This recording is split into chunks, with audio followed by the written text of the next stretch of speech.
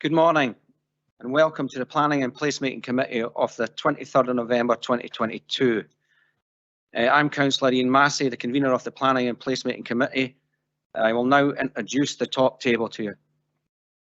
We have Councillor Grant Stewart, the Vice Convener, Mr Christian Smith, Development Management and Building Standards Service Manager, Mr Paul Williamson, Team Leader, Mr Sean Panton, Team Leader, Mr Jeff Fogg, Legal Manager, and Miss Jessica Guild, Committee Officer. Some housekeeping as usual. As this is a hybrid meeting, members joining virtually are reminded that if you leave the meeting during consideration of any application and you are unable to participate or vote on that item when you return to the meeting. This also means that if a member loses their internet connection during consideration of an item, they should not vote on that item. Please advise the clerk via the meeting chat that you are leaving the meeting, or if you have lost your connection and are therefore unable to vote on the item. Whilst we're operating a hybrid system for the proceedings today, can I remind councillors and officers to use the chat box to attract my attention, which all members should have access to. Q for questions, C for comment. I'll now ask the clerk to confirm any apologies and attendance for those in the chamber and online. Thank you, Convener. We have apologies from Councillor Illingworth with Bailey Ahern substituting. All members are present in the chambers with the exception of 2 online, who I will ask to confirm they are here. Councillor James. Present, thank you. Thank you. And Councillor Waters. Present. Thank you very much. All members are present. Thank you. Can we move on to item 2, which is declarations of interest? Does anyone have a declaration of interest? Put DI in the chat, please. Well, let me know. Councillor Cuthbert. Thank you, Convener. Yes, I have an interest in a non-financial interest in 5.1.1. That's the extension to the quarry. Thank you. Bailey Williamson.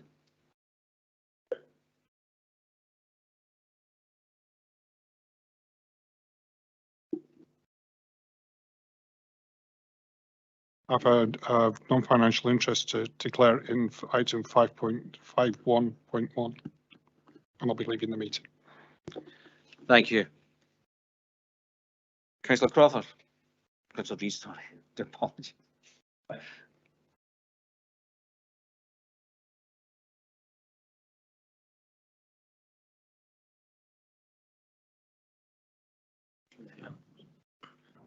Thank you, Convener. I've got non-financial interest in item 5.12 as a ward councillor, and I will be giving a deputation later on.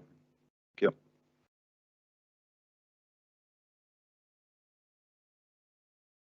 Thank you. No one in the chat. No one else. No.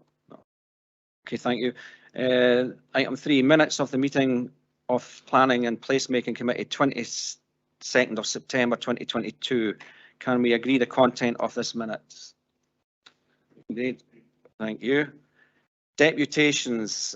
Can I ask the committee if they agree to hear deputations on items 511, 512, 521, 522 and 523?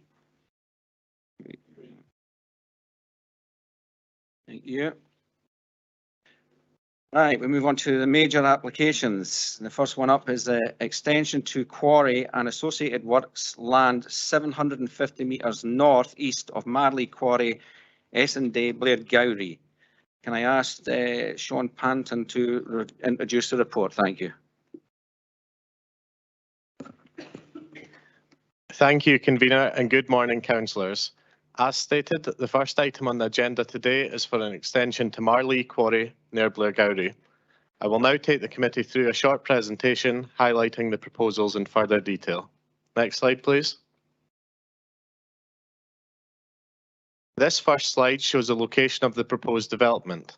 Marley Quarry is an existing operational sand and gravel quarry occupying an area of approximately 40.1 hectares adjacent to the B947, approximately 2.1 kilometres to the southwest of Blairgowrie. Existing extraction and processing activities are authorised under a previous planning permission. However, this planning permission expires in April 2026. It has now been identified by the applicant that there are further aggregate reserves, hence this current application to extend the quarried area. On looking at the aerial image in front of you, the existing quarry is a section to the south and the proposed extension is a section to the north between the B947 and the A923. The area to be extended is currently 3 arable fields measuring approximately 29.5 hectares, of which 14.4 hectares is proposed to be used for sand and gravel extraction. The existing quarry site takes direct access off the B947 and this access will continue to be utilised. Next slide, please. This next location plan shows the site context in more depth. The red line denotes the application site boundary, the brown line denotes the proposed excavation areas, and the orange line shows the extent of the ownership. From this location plan, you can also make out the residential properties on Palace Road to the west and Lays of Marley Farm to the north. I will now take the committee through a series of proposed site plans showing the proposal at various stages of its intended life. This first plan shows phases 1A and 1B of the proposed extension. On this site plan, you will also note the soil mound to the northwestern corner of the site to protect the residential properties on Palace Road, and another soil mound to the northeast corner of phase 1B to protect Lays of Marley Farm. There are also soil mounds in the immediate southwest corner of the site and to the east of the access road at the access to the site. The red circles denote scheduled monuments, which are namely standing stones. Next slide, please. This next plan shows phase 2 to the southeast corner, as well as the progressive restoration of phases 1A and 1B once they have been utilised. Note that the pink line passing through the middle of the site is a water main pipeline, which will be protected and unaltered through the works. Next slide, please. We now see phase 3 to the southwest corner of the site, as well as the progressive restoration of phase 2. Note that an additional 5-metre high soil mound has now been created at the southeastern corner of the site. Next slide, please. This plan now shows phase 4 to the north of where phase 3 was located. At this stage, you can see the progress on the progressive restoration of phases 1A, 1B, 2 and 3. Next slide, please. This plan now shows the final stage of the excavation works, being phase 5. Phase 5 is the area which is closest to the residential receptors on Palace Road. Again, your attention is drawn towards the location of the soil mound between phase 5 and Palace Road. Next slide, please. This final proposed site plan is the completed restoration plan. You will note that the excavation areas have been softened, the soil mounds have been removed, and a pond and wet woodland area has been created to the north. Next slide, please. Whilst I appreciate that this plan may be difficult to see on the screen, this is a sectional plan showing the depths of the proposed phases. In terms of quarrying, the depths proposed are not significant and are considered acceptable by planning colleagues. I will now move on to a series of photographs and visualisations. The top image is a photograph of where phases 1A and 1B will be located, viewed from the location of the scheduled monument at the B947. The bottom image is a visualisation of phases 1A and 1B in situ. The annotation on this drawing shows the extent of the site. Next slide, please.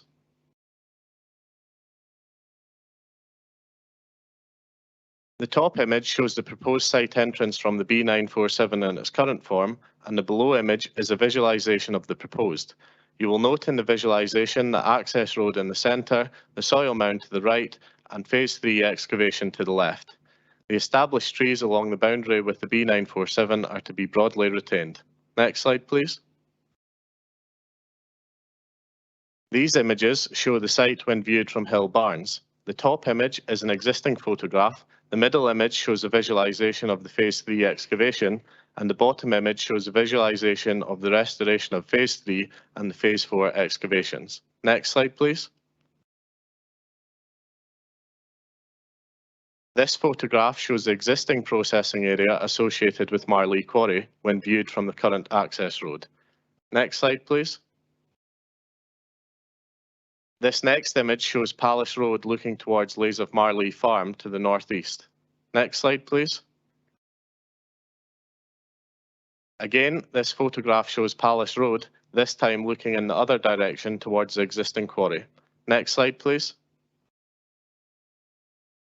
This photograph is taken from the B947 looking towards the proposed extension site. Next slide, please. This final photograph is also taken from the B947 with the extension site located in the fields to the left. Next slide, please. Thank you, Convener. That now concludes my presentation. I will leave the committee with the proposed location plan for reference. Thank you, Mr. Patton. There are deputations for this. I'll hand over to the Vice Convener to introduce the deputations. Thank you. Thank you, Convener. Can we have the first deputation, Councillor Shires?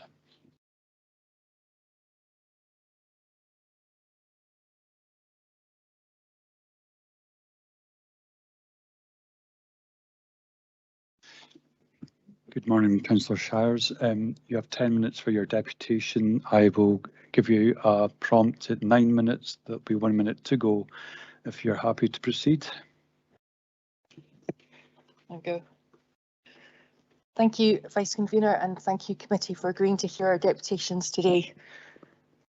I'm here to speak today on behalf of not just the residents around Palace Road, but also the wider Blairgowrie community and Kinloch, who, despite being the closest conurbation to the site, were not included in the notification for the pre-application consultation. There are many hundreds of residents who are very concerned about the proposal. You will note the significant number of objections, including from the local community council, far more than any Ward 3 application in a very long time. I would pay tribute, and no offence to the courier and PA who are sitting behind me, to our local newspaper, The Blairie, who did an excellent job of raising awareness about this issue. This was especially important during the height of the pandemic, when the normal meeting cycle locally was not in place. I attended the online session hosted by the applicants, which was very poorly attended. I really don't think it appropriate that the applicant didn't engage beyond that one online meeting. As much as anything, it would have reduced the number of unanswered questions the community currently have. I note that officers asked the applicant to consider another public meeting and to notify MSPs, MPs, etc., but they didn't. You will hear from Mr. Baines the concerns of those who live closest to the site and who will be most affected. Palace Road residents will be hugely affected by this proposal. The new quarry, I'm afraid I don't see it as an extension, because as one of the residents quite rightly said, you or I couldn't build a house on the other side of the road and call it an extension. They will be hugely disrupted. The site can only be accessed across the main road and it has no direct connectivity. This will mean that residents will have to endure years of disruption and noise with limited mitigations in place. I note the number of conditions attached to the application, far more than I would have possibly expected, and I would ask the question of the committee, how can residents be assured that all these conditions will be enforced at all times? On the issue of road safety, my ward colleagues and I have been requesting that officers examine making the link road around Palace Road a walking and cycling friendly route. With the western expansion of Blairgowrie, I can imagine this route becoming more popular than it already is, with those looking to get out of the town to walk, run or cycle. The road safety aspects of HGV lorries making numerous trips would be a road safety hazard for many. Many of the objections focus on the environmental and historical sites of specific and important interest. I currently chair Our Heritage Blairgowrie and Rattree Group and have been approached by countless residents who are concerned about the impact on a number of protected areas. It must be reasonable to suggest that whilst the quarry may not be in a SSSI, the fact it is next to one must have a negative effect on the surrounding wildlife and historical sites. As an area of natural beauty, and I'm quoting from another local resident, and a tourist attraction for visitors to Perthshire, the approach to Blairgowrie would present a rather sorry sight. The proposed increase in traffic of very large Arctic trucks, dust and noise would create an industrial feel to what is a rural town. Residents have also expressed concern if traffic comes over the Lunan Burn, i.e. if traffic was to turn westward from the exit site. This is a very dangerous corner already and there requires to be a weight restriction on the bridge. Colleagues, I understand the need for building materials. I understand there is a quarry adjacent to the proposed site. However, I urge you to look carefully at the impact this proposal will have on the wider area, on the natural and historic environment, on the quality of life for residents in the wider Blairgowrie area, and on the conditions attached to the application. And if you're not satisfied that these are all addressed, then I would ask that you refuse this application. Thank you.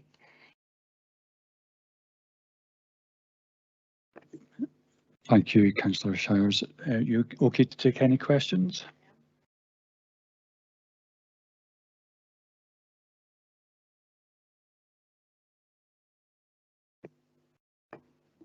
Councillor Braun.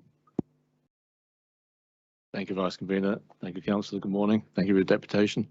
You touched on the number of objections, which I think is 103. I've read many of those myself, and some of them are just visitors to the area, but you touched on tourists and people using the road, not necessarily car drivers. Could you just expand on that? Is it popularly used by walkers, cyclists, tourists just visiting the area to walk and see the scenery? Thank you, Councillor Braun. Yes, it is. And I would imagine, and I referred to the western expansion of the town, I would imagine that it will become more popular, and particularly for those looking to get out from the new West Park development and access the countryside round about it. It's a very beautiful, I mean, I don't know how many of you have taken the time to go out and look at the site, but in its current form, it's very beautiful. There is the existing quarry, but surrounding all of that is farmland, and it links in with the Lunan Valley SSI site.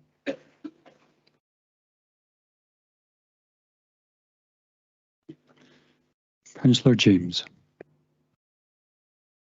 Thanks very much, Convener.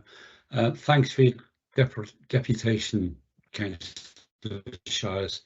The B road that this is running alongside, would you agree during the summer months is particularly busy with pedestrians, especially foreign nationals who come to work at the berry farm? I would agree with you, Councillor James. I think my colleague Tom, got a second McEwen. and the residents who live next to the site will be more able to answer about the volume of traffic and pedestrian traffic because they live there. But certainly as somebody who's in that area on a regular basis, yeah, I would. It's like all the areas around Blairgowrie. In the summer months, they are particularly busy with pedestrians.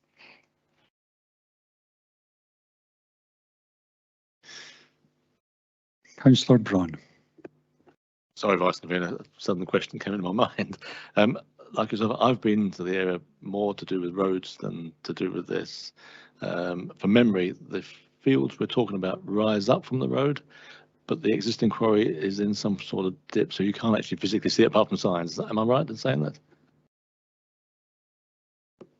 Yeah, that would be my understanding. I didn't, no offence to officers, but I didn't feel the photographs particularly gave that the visual impact of the topography of the site. But yeah, you are correct.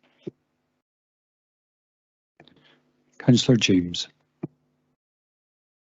Sorry, Convener, that's exactly the same question that I was just about to ask. So it's been answered. Thank you.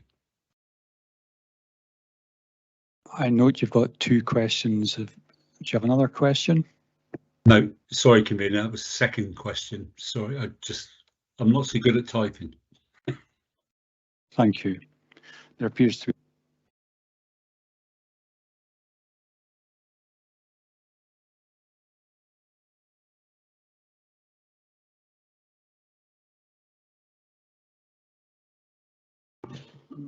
we have a further deputation from Councillor McEwen.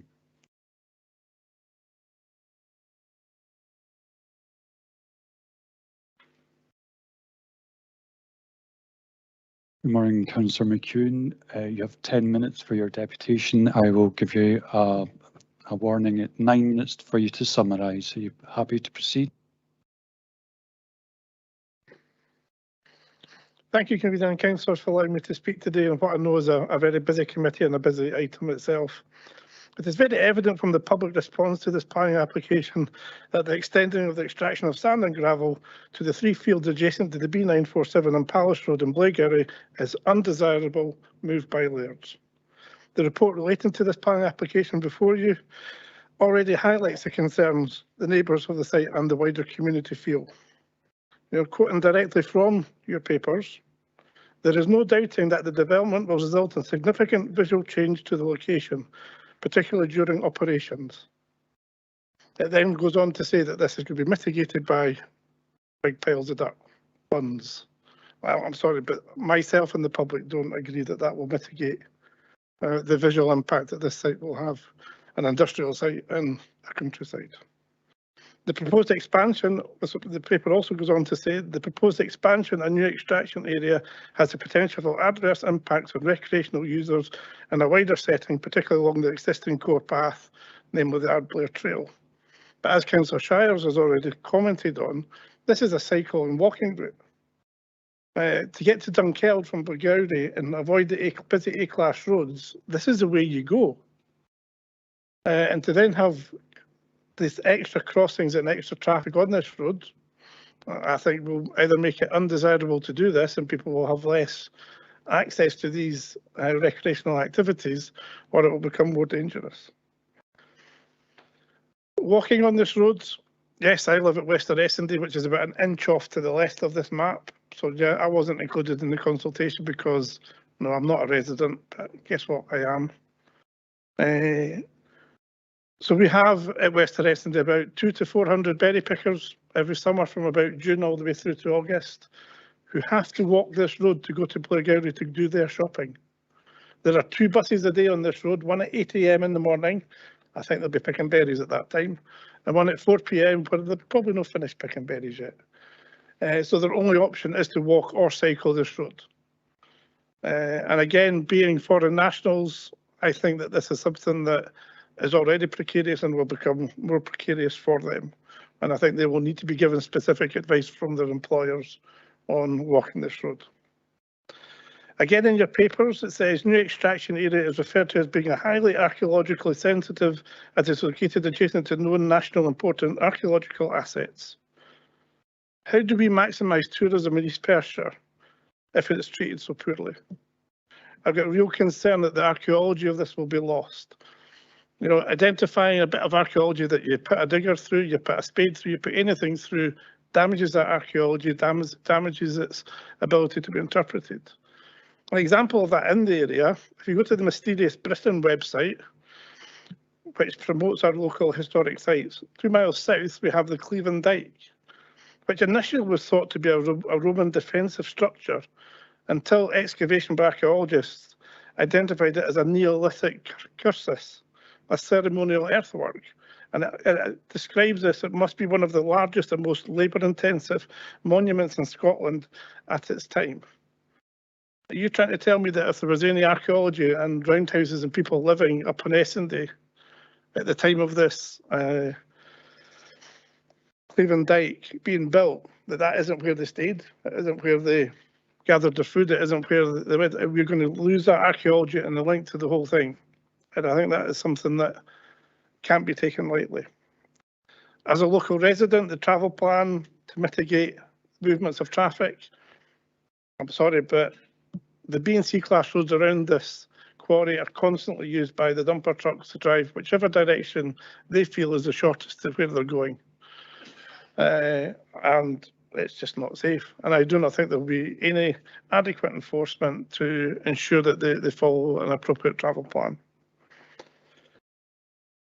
Historic Environment Scotland have confirmed that the applicant's submission gives no analysis of potential impacts in the settings of the Lays of Marley Farm or the Stone Circle on the Blairgowrie Essendon Road. And it mitigates this in the paper by saying that they would not raise any issues of national interest. Well, as a local councillor, I'm not really interested in national interest. I'm interested in local interest, and planning should be a local process. So again, why haven't the impacts on the standing stones that the B class road goes right through the middle of been taken into account? So finally, it seems to me that this planning application that all the protections that we wish to give our countryside's archaeology, triple SIs, historic monuments, it can't just be mitigated around. And our local assets can be treated with detriment, with protection only from an enforcement system that the public has little confidence in. Thank you.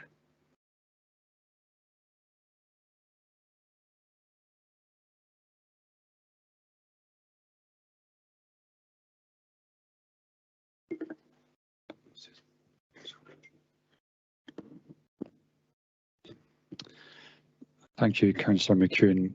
Are you willing to take questions?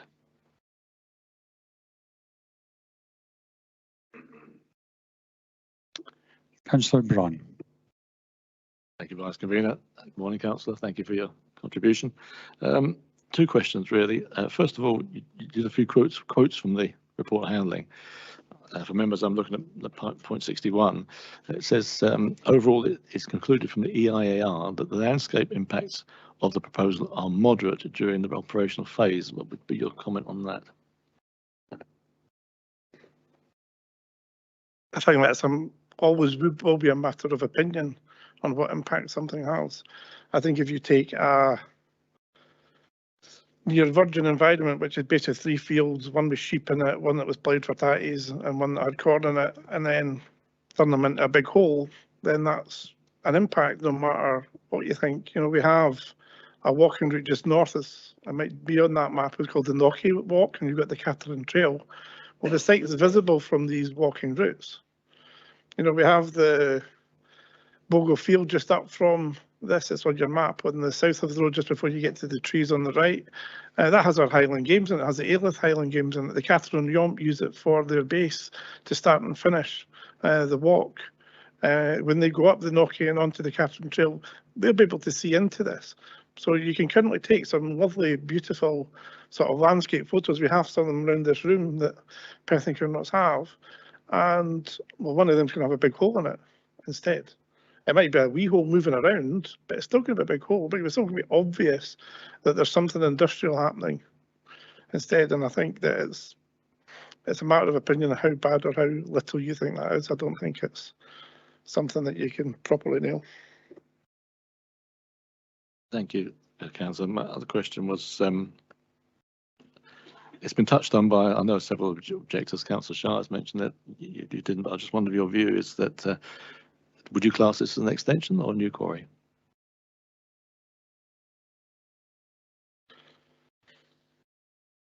I suppose it's a play on words. But you are, as I say, building an extended road, a road that was moved. You know, the initial plans, the initial consultation had the road in a different place. And that road will go through. It will result in trees being taken down. And it will go across the main road to the adjacent field. And the quote earlier of, I can't build an extension to my house across the road, I think fits for this planning application as well. Thank you. Thank you, Vice Convener. Bailey McLaren.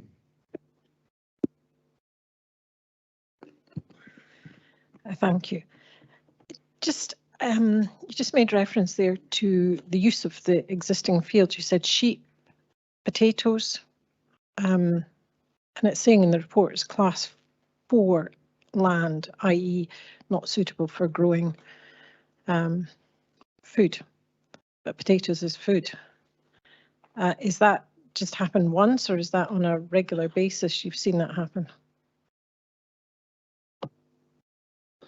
Obviously the farmers plant in rotation, so sometimes it is just grass, sometimes it's carrots, sometimes it's although have I seen carrots in the field, the third field to the right? I'm not sure. I think it's probably the next field over I've seen the carrots in, but certainly there was potatoes in that field this year that obviously are now all ploughed in. It's all been picked and ploughed in. Thank you. Thank you, Councillor McEwen. There appears to be no further questions. You're free to go. We have a further deputation. Can I call on Mr. Baines?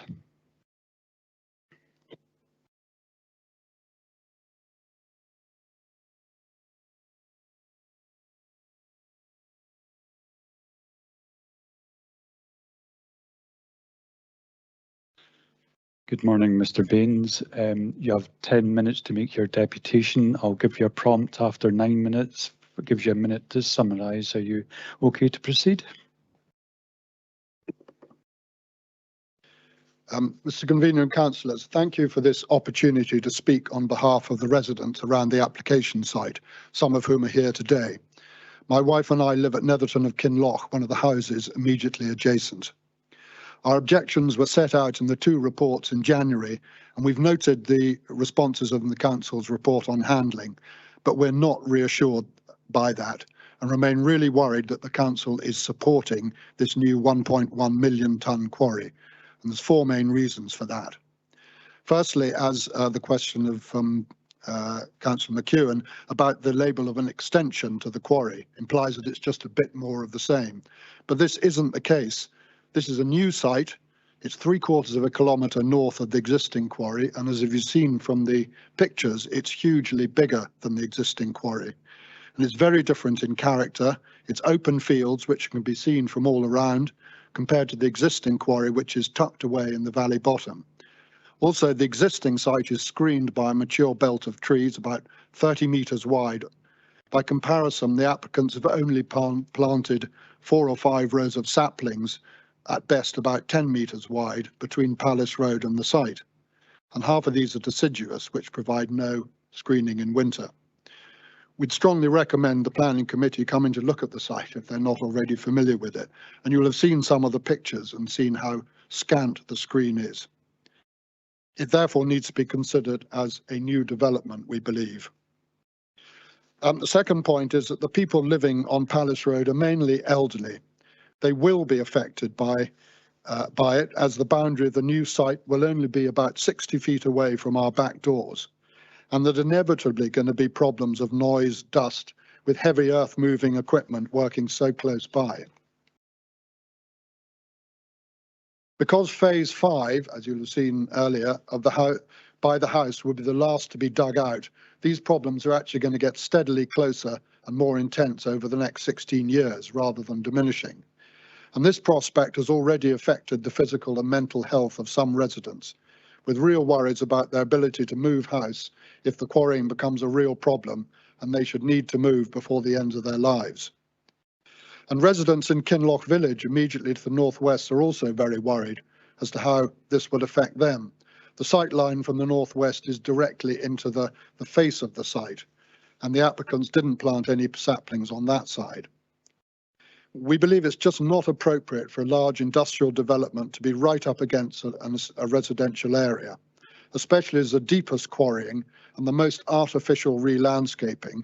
For example, you might have seen from the pictures leaving electricity poles on raised conical mounds. That will be the closest to the houses.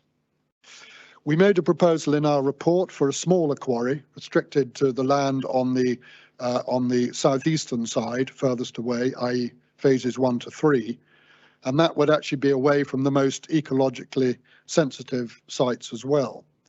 And that will be more compatible with the size of the quarry that Laird's, the applicants, told us originally that they were planning, which was about 400 to 500,000 tonnes, compared to the 1.1 million tonnes, more than double that's now being applied for. This idea for compromise was turned down without discussion. And similarly, there's been no discussion about community compensation. The applicants say they pay their taxes and therefore that's all that's necessary. And given that the quarry would provide no new employment, it's all downside for the local residents and the wider community. And a clear indication of the approach being taken by the applicants to this site came with the pre-application consultation. And this is important because if a new quarry was ever to be consented, the quality of life for everyone around would depend on Laird's acting with high integrity for the next 20 years or more. They only notified the 9 houses along Palace Road within a 300-metre radius, and not all the residents were able to dial into the Zoom meeting because of COVID. And the wider Blairgowrie community didn't have a chance to take part in that either. The council wrote to Laird shortly afterwards, asking them to extend the consultation radius to 750 metres, which would have included the hamlet of Kinloch and Ardblair. to consider holding another public meeting. COVID was starting to wind down, so that would have been possible, and to notify the relevant MSP and MPs, all normal requirements of this type of planning application. But the response from the applicants was that because the council had issued, they'd missed a 21-day deadline, the applicants didn't need to comply and wouldn't do so. Maybe that was legally correct, but it's a very poor start to what would have to be a long-term partnership with the local community, and an indication that the council, the ability to enforce even these basic requirements is very limited. And thirdly, because of the high sensitivity of the site, an abnormally large number of 26 applications have already been proposed, begging the question of why the application is being supported at all. There's the archaeological sensitivity we've heard about, and particularly the protecting the adjoining SAC and SSSI sites, which Nature Scott have stressed the importance of strict adherence to all environmental conditions. And it's striking that anyone wanting to build a house in the catchment of the Dunkeld to Blairgowrie Lochs SAC must have special septic tank arrangements. Farmers have to restrict their phosphate fertilizer use because of the risk to water quality and rare aquatic plants. Yet it seems okay to rip up 75 acres of ground up to a depth of 9 meters, irrevocably changing the groundwater system which feeds directly into the SAC. Fourthly, there is the real issue with the use of Palace Road for increasingly large quarry lorries. It's a single lane road with no passing places, well used by walkers, cyclists and horse riders, with a narrow bridge. And you will have seen some of the earlier photographs, the mud on the side of the road. I mean, it just is not suitable for HGVs. And in fact, last year, the council put up a temporary sign at one end of the road saying unsuitable for HGVs. After discussion with Lairds in 2029, they said their lorries would no longer use Palace Road, but they and contractors' lorries continued to do so. Apparently, the contractors' lorries couldn't be controlled. So if this application was ever to be consented, the condition would be that Palace Road was only used by quarry lorries for local deliveries, but that hasn't been quantified, and it would be very open to interpretation. So any dispute will be really difficult to resolve, as each lorry journey would have to be verified, and who has the resources to do that? This, we fear, would leave the residents and other recreational users of Palace Road to live with an ongoing problem. We're worried that this could be the same situation with many of the other 26 planning conditions too. So to summarise, this is a fundamentally unsuitable site for a large industrial development, and opposition to the scheme was evidenced by the very high number of 103 objections submitted in January. And we ask the Planning Committee please to turn it down.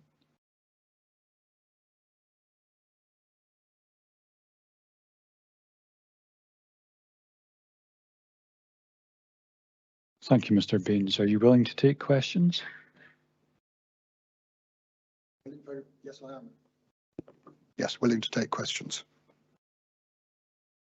Councillor Reid. Thank you.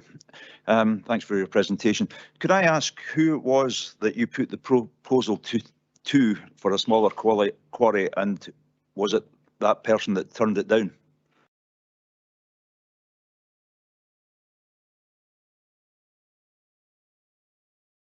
Right. Yeah, we put it in our objection report at the beginning of this year, and the response came from the applicants in their, it was a long report, basically dealing with all the objections that had been put to, that had been put up. It was, I can't remember the exact title of the report, I've got a copy of it, but where the applicants dealt with all the objections from the local councillors and us, and basically they said no.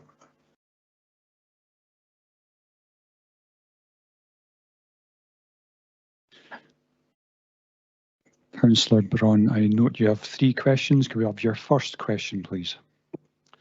Thank you, Vice Convener. Thank you for your presentation this morning. One of the things we noticed on the photographs was there's going to be a mound built opposite the houses, I would guess.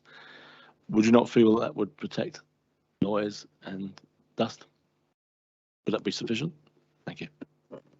Yes, I understand that. The height of that bund, as it's called, is going to be about 8 foot, which we think will be pretty ineffectual in terms of screening against such a large development, especially because the site is basically on top of a hill, so it's looking up to a hill. It's not sort of concealed.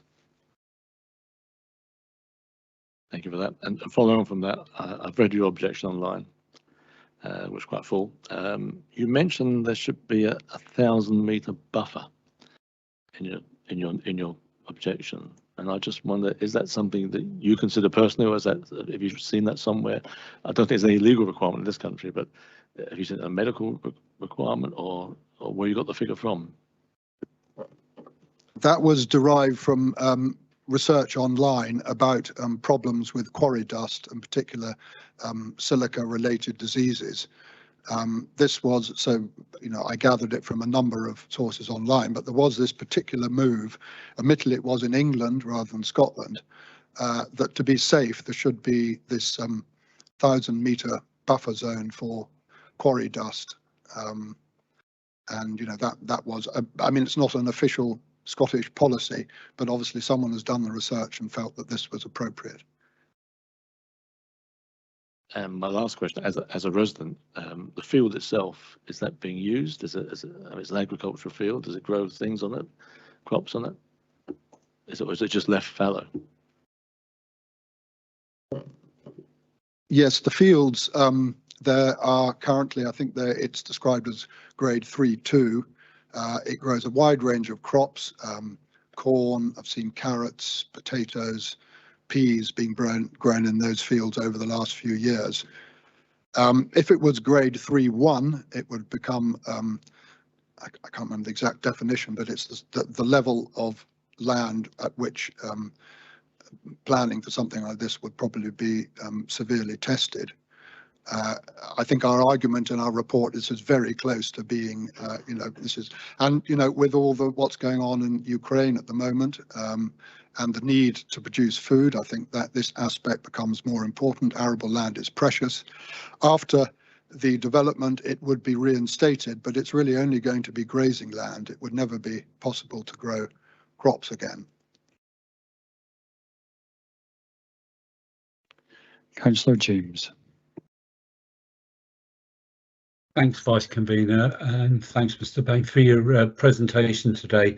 And like Councillor Braun, I've also read your objection online and very thorough. As a resident in Palace Road, you make reference just now to this being more of a new quarry rather than an extension. So the current quarry, which is in use at the other end of Palace Road, do you actually hear any noise from that development? And would you say that if there was one right opposite you, in effect, the noise would be probably 10, 15 times worse? Currently, the noise that we hear from the quarry is a whirring of what I assume is processing machinery. We don't hear heavy vehicles moving because that is at least, it's probably about 1 kilometre away from us. I think the point we're trying to make is that there will be quite a lot of times when the machinery is going to be working not much more than 60 feet away from our houses, which is a very different matter. That's kind of the point I was trying to get to, so thank you very much for that. Bailey McLaren. Thank you. It's just further on the noise question. Have any residents within Palace Road currently been impacted by noise to a level that they have felt a need to contact our environmental health department to discuss?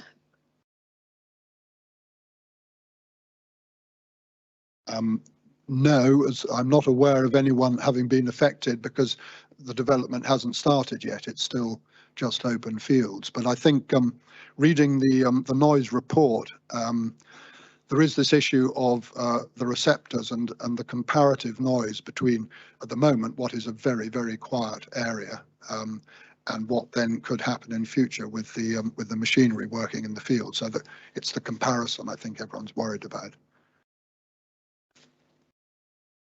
Yeah, well, thank you.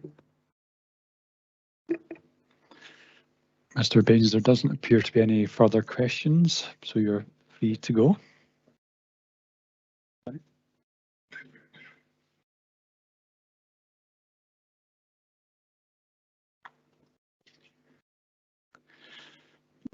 Can I now call on Mr. Booth?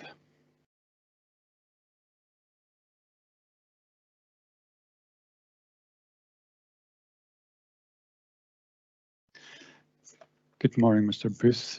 You have 10 minutes for your deputation. I'll give you a prompt in 9 minutes for you to have a minute to summarise. Are you ready to go? Good morning.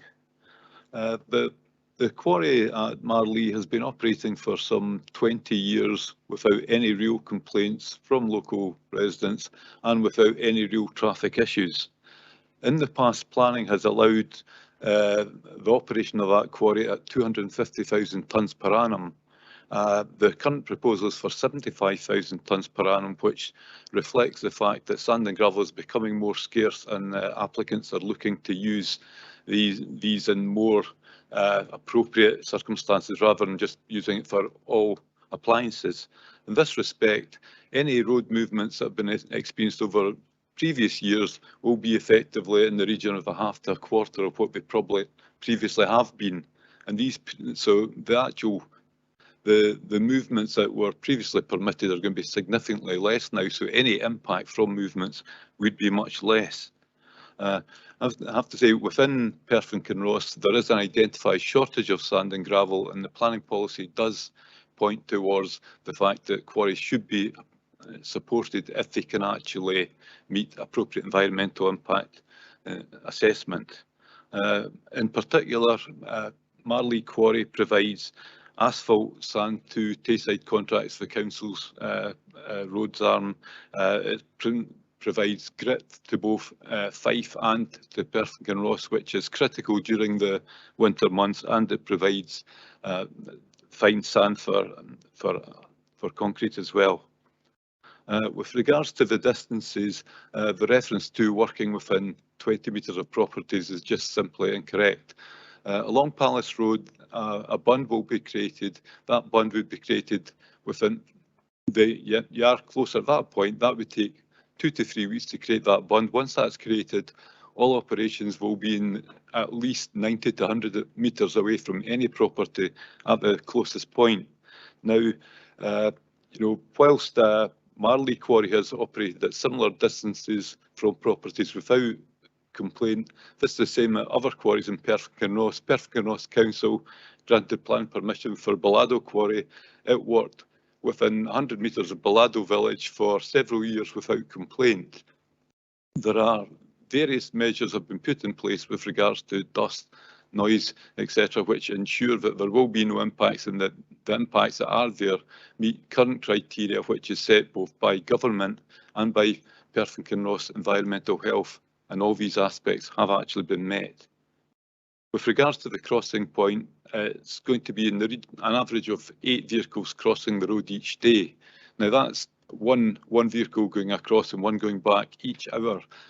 We don't believe that this is going to actually significantly change any impacts on the road within the area. With regards to the archaeology, archaeological investigation has already been undertaken. We know where the main areas of archaeology are, and these have all been avoided. With respect to the rest of the area, further archaeological works would be undertaken. We don't expect to find anything of significance there, but anything of significance would be recorded and fully actually reported. With respect to tourism, as I said, in respect of the actual core paths round about the area, for the vast majority of these core paths, the site is not visible. There are perhaps a few hundred metres over all the core paths in the immediate area where the site can be seen. It's not visible from the Catherine Trail, which is one of the main tourist routes. They say tourists using the B947, the number of vehicle movements there are going to be no different to what is actually being experienced over the last 20 years. So any change in respect to tourism would be negligible. In fact, there will be less impact because there will be less vehicle movements. With respect to the SAC and the SSI, the current quarry actually, the SAC runs just behind the current quarry because it takes in the small river to the south of the quarry. This quarry has operated for 20 years and there's been no impact whatsoever on that SSI or the SAC. There will be no water impacts, there will be no dust impacts which would affect these designations. This has been accepted by Nature Scotland, by SEPA and by the Council's ecological officer. Mr Baines had suggested that we could actually reduce the site, taking it to the southeast of the pipeline. If we did that, we would lose 73% of the actual reserve. Now that's a significant amount of sand and gravel, and given that we have designed the site so it can be worked, I mean basically the lorries are excavating from the south going north. The excavator will be below ground level. It wouldn't be visible without the bund. The bund is there to actually ensure that noise levels are met because it acts as an acoustic barrier. And the bund itself will be screened, it's filtered by the woodland, so you will barely see the bund, but there will be no visibility whatsoever from Palace Road of any of the actual operational movements within the site. I'd like to conclude by saying that all, as noted by planning, all of the actual statutory consultees have reviewed this. It's very easy for members of the public and fully accept that they do have concerns, but these concerns have been raised, we've addressed them, there's been no reports, evidence whatsoever brought forward to say that the specialist reports that have been prepared in this application are incorrect. These have been actually scrutinised by the statutory consultees, which is Environmental Health, Historic Scotland, the Council's archaeologists, Council's and Flood Risk Officer, etc. And all of these experts have come to the conclusion that proposals can be undertaken environmentally in an environmentally acceptable manner. One of the queries raised was, how do they know that we will actually comply with planning conditions? It's a very standard position for a lot of councils these days where they actually put a planning condition in which requires an annual audit, and that condition requires, a detailed report on full compliance with all the planning conditions. And we found at sites that not only does this actually demonstrate that it is actually being complied with, but because the operators know that they're going to be asked these questions year in, year out, the operators are more aware of the conditions that are relating to that site and actually are more aware of what they're obliged to do. Thank you for your time.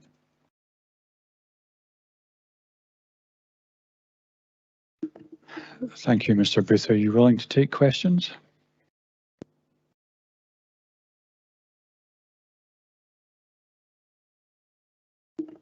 Councillor Reid. Thank you, Vice Convener. Mr Booth, thanks for your presentation. You might have touched on this, but you did say that the volume of material that is going to be excavated every year is about a quarter of what you're doing at the moment.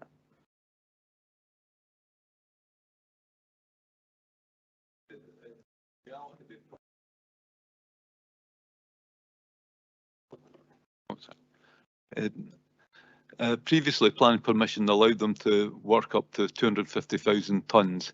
In reality, they've probably been working in the region of 150 to 225 over that 20-year period, depending on demand. It will now be 75,000 is what we're proposing. So why don't you consider a much smaller site to start with, and then you could maybe move on to a different site later on, and that might help appease some of the issues?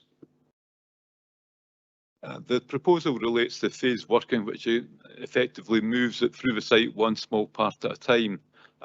What you're suggesting is really that, only you're suggesting it would be split up into separate planning permissions. So Basically, what we're saying is we're telling the public exactly the area we propose to work to now and how we'll do it, rather than saying we'll stay away from you and perhaps move closer to you at a later date. So we're giving them certainty, they know what's going to happen.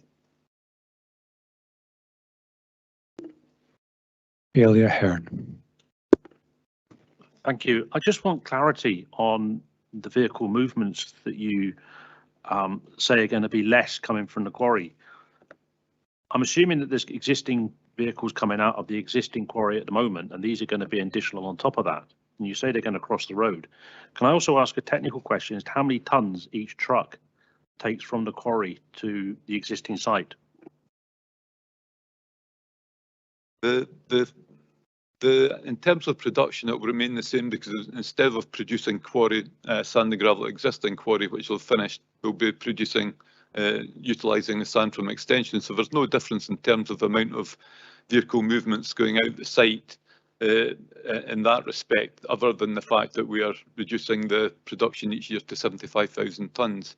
The only additional movements in relation to the extension is the fact that the vehicles will have to cross the road, which is literally just a crossing point, crossing the road, you know, to get into the other side of the B947 to take the sand and gravel to processing. That's the only time you have additional vehicles on the road for that crossing point.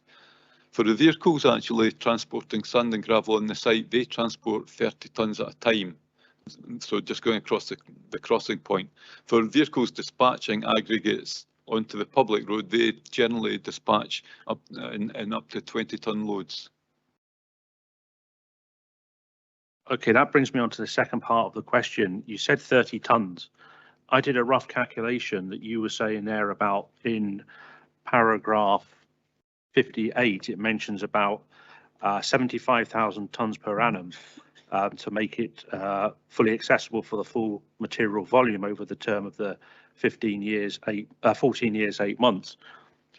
I did a rough calculation that if you were to work every single day of the year apart from the weekends, and you were only going to limit your trucks leaving that site, you would need to have a minimum of between 35 and 37 tonnes per truck in order to reach your 75,000 tonne target. So you saying that each truck leaving that site only goes up to 30 tonne, you're not going to reach your target. And I just wonder how you reckon that's going to be viable in order for you to reach the maximum volume of what you want to extract from that site over that 14 years, 8 months. For 75,000 tonnes per annum, we looked at it with respect to potential 50-week year with a 5-day week. And on that basis, at 30-tonne loads, it's 8 crossings, 8 loads going across on a daily basis as an average. That was our calculation. As an average, so you're saying that there might be days where there's going to be more than 8 vehicle movements then?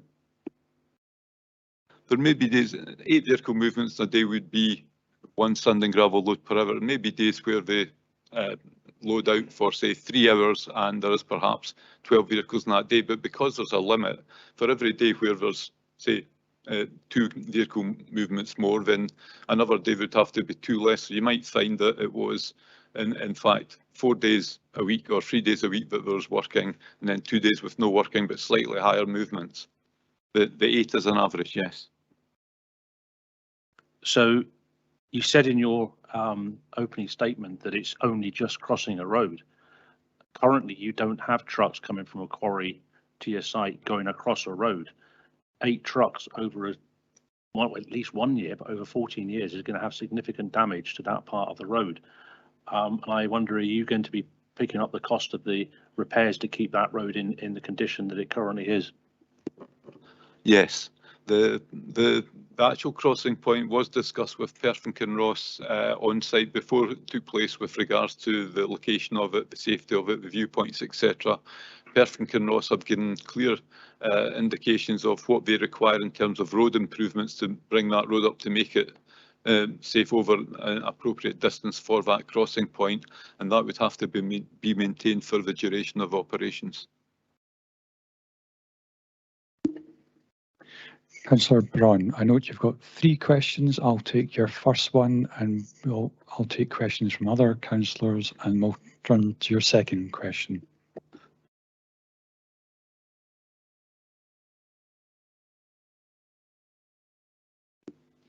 Apologies, I'm on now. Thank you, Mr. Booth, for your deputation. First question was jobs. We create new jobs in the site and employment locally. There would be no new jobs. It would be a continuation of the workforce that's already there. So that it would be extending their employment over the next 15 years, 14 to 15 years. Councillor James.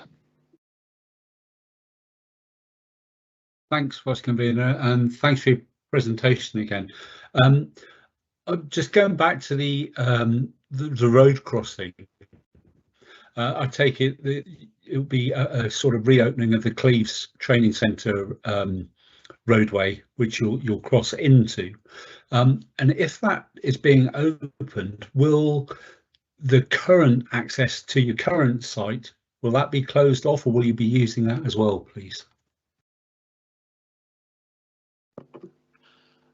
We had originally looked at using a crossing point at the Cleves site, but there was an issue with the land ownership of that site, of that actual access, and on looking at it, it was actually better to actually, because there's a scheduled monument there, to move the access. So we aren't actually using that crossing point. The existing site access would continue to be used for lorries dispatching aggregates from the site. The crossing point would simply be used as a means of taking the sand and gravel from one side of the B947 over to the other side. Okay, thank you. Councillor Braun, your second question. Second question comes down to the public consultation. There was a consultation online, and we're dealing with several, I'm sure they won't mind me saying it, elderly people who are perhaps not totally computer literate. And I understand that consultation wasn't well attended. There was a request for a public consultation, which Perth and Commerce Council did suggest that you do it. Why wasn't that done? Bear in mind we've got 103 objections. We might not have had so many if a public consultation taken place. Pre-application is to involve the public, let them know what's happening, and actually to let the operator give the operator an idea of any issues, so the operator can assure that these are actually addressed within the application, before it's actually submitted. The consultation we took went beyond what is required by the guidance, and we considered that all the issues raised at that consultation, there were no new issues that really needed to be discussed. In that respect, we didn't see the point of actually having a further meeting to discuss the same issues. And indeed, the representations that came in, it is the exact same issues that have been raised within these representations.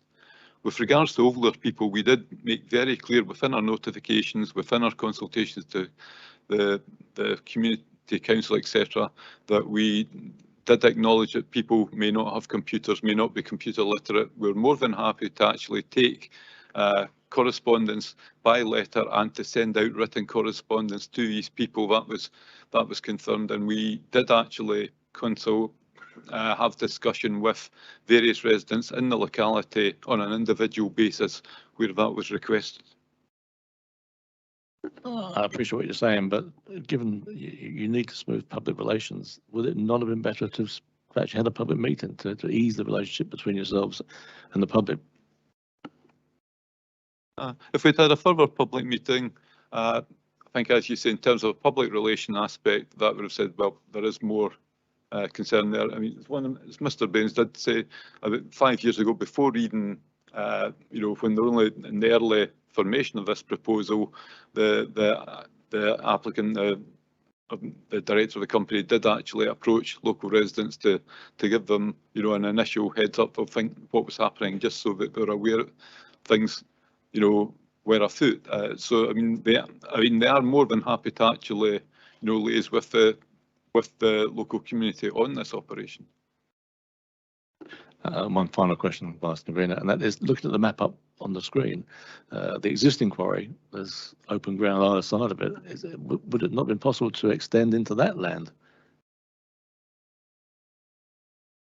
If you look at the land on the screen, all of the land within the blue line, what you see within the red line is the application area for the existing quarry.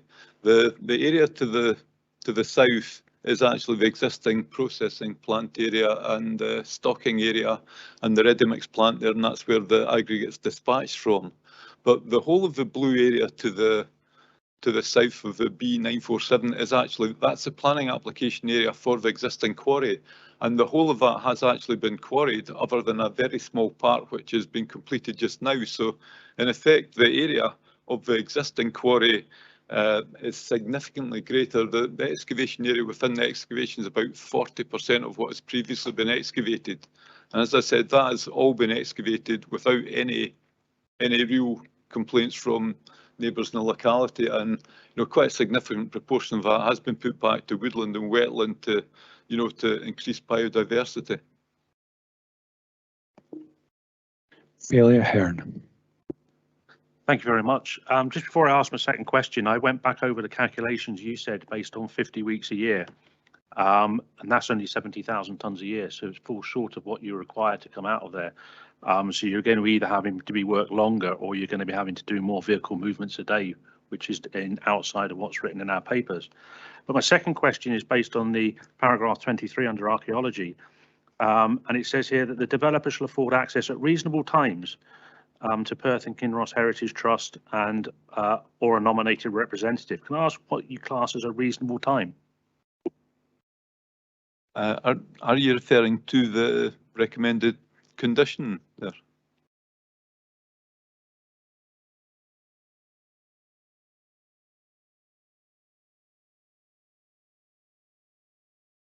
Sorry, yes, it's on page 61, which is paragraph 23, and it says here the developer shall afford reasonable access to Perth and Kinross Heritage Trust. Can I just ask what you class as reasonable access? I don't have the paper in front of me, so I'm not quite sure what that's referring to. But in terms of the archaeological works undertaken, Perth and Kinross Council have said if the works have to go ahead, there would be a written scheme of investigation which would actually state how we would actually look at carrying out further checks across the site in terms of potential further archaeology. And I believe it would be that investigation that they would actually be afforded access to, and basically the archaeologist that was agreed to actually undertake the works would liaise directly with the Perth and Kinross archaeologists to tell them what they're doing, and throughout the period when they're on site, there would be full access for the Perth and Kinross archaeologists to come out to see what they're doing. And thereafter, if there are any finds, the archaeologists would be consulted in terms of the reporting on these finds. Councillor Waters. Thank you, Vice Convener. Thank you for your deputation. Just interested in the area, the blue line area you mentioned to the south of the site, and that's mostly, you say, been quarried out. Just to sort of clarify, did you have a phasing plan for that similar to what you're proposing for the extended site? And did you manage to follow that through as expected, just running each phase at a time and then restoring it as you went? Thank you. Yes, there was a phasing plan. It started from the west and moved moved east along the northern edge of the site, then south, and then back to the west. It has been largely followed, and if you actually go out and look at the site, you will see that the vast majority of the site has been reinstated because it's progressive working. As you start working one area, you're restoring the area behind you. And there is, if you look at aerial photographs, there's a very small area which is left where we're currently working, along with the area that's used for processing, etc., which has remained there all the time as a standalone area.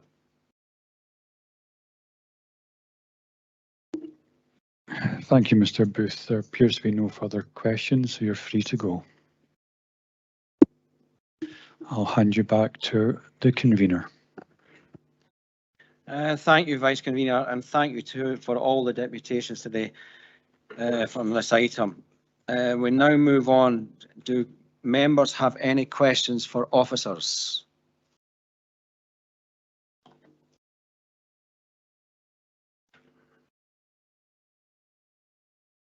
Bailey McLaren.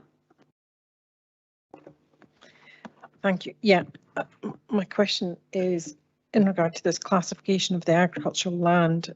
Seeing in a report it's grade 4, checking on soil. Sorry, soil. Scotland soils, part of Scotland's environment. This land is classified at 3.1, 3.2, which is land which has land with severe limitations, which significant. Class 4 is land with severe limitations which significantly restrict the range of crops or level of yields. It is mainly suitable to grass with occasional arable crops, i.e. cereals or forage crops, the yields of which are variable. But we have heard in the deputation that this land can grow potatoes, a food crop. Prime agricultural land within Scotland is classified, is restricted to certain areas, but food producing land, this land has an ability to produce food. So I am asking for your reasoning behind why it's saying it's class 4 when I'm finding evidence saying it's actually class 3, 3.1 or 3.2, but it is a food growing crop. It has the ability to grow food. Thank you. So yes, as per paragraph 82 in the report, when it's LCA class 4, that doesn't mean that you can't grow food there. It just means it's more difficult to grow crops there because of the soil acidity. Now, because of that classification, that means it's not classed as prime agricultural land within Perth and Kinross, so it's not protected by that policy in LDP. So in short, we're not saying that you can't grow food there. We're just saying that it is more difficult for the farmer to grow food there. Well, thank you, but I'm seeing it as classed as a 3.2, not as a 4. That also is part of my query to you. Yes, for the purposes of the report, we usually round up to the nearest number.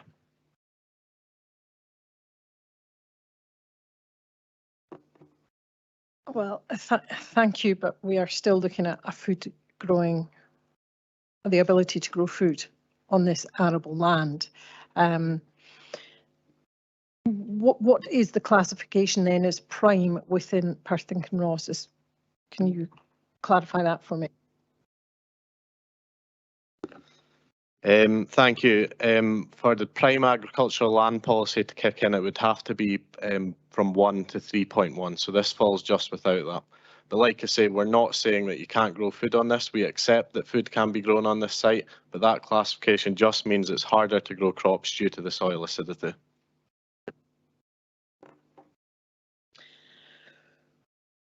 Okay, thank you. Bailey Ahern. Thank you very much. I refer back to the questions asked Mr. Booth about the tonnage that comes out of there, and based on his calculations, I calculated it was 70,000 tonnes, which falls short of the 75,000 tonnes or even the 100,000 tonnes which are mentioned in the paper. And I go back to Councillor Shires's deputation and said, how will conditions be monitored? How are you going to monitor the movement of trucks, especially when you put in some of the conditions that have been put in there? For example, condition 8B, which is the timing of construction traffic to minimise impact on local communities, particularly at school start, finishing times, refuse collections, Sundays and local events. There's going to be a requirement based on the calculations for more than 8 vehicles movements a day. for them in order for them to reach their required tonnage. But it goes back to the question: how are you going to monitor this? Dean, are you taking that one? Happy to do so. Good morning, committee. So, in relation to the monitoring, so there is a condition in terms of the construction traffic which requires the use of counters at the entrance. This will allow us to establish how many vehicles are moving on a daily basis. Of course, as indicated by the applicant, the 8 per day is an average, and there may be times where it exceeds that, and likewise days where it does not. And that's something that we will sort of monitor essentially through reporting and checking of these counters. In terms of operating hours, that is something that essentially comes through enforcement. So there is a certain amount of reporting required by those who are impacted negatively by them not adhering to the condition. Also, just in terms of perhaps a historical context, again, as the applicant alluded to, in terms of the extant planning permission, I think it's in the region, a permission for in the region of 200,000, 250,000 tonnes per annum. However, from pre-COVID information that we have sort of secured, essentially from 2014 to 2018, the actual tonnage removed was far less than that, averaging around 100,000 per annum. So that 75,000, I think we refer to it as a target. That's something that we would essentially look at as a cap, not something that we want to necessarily see it being exceeded.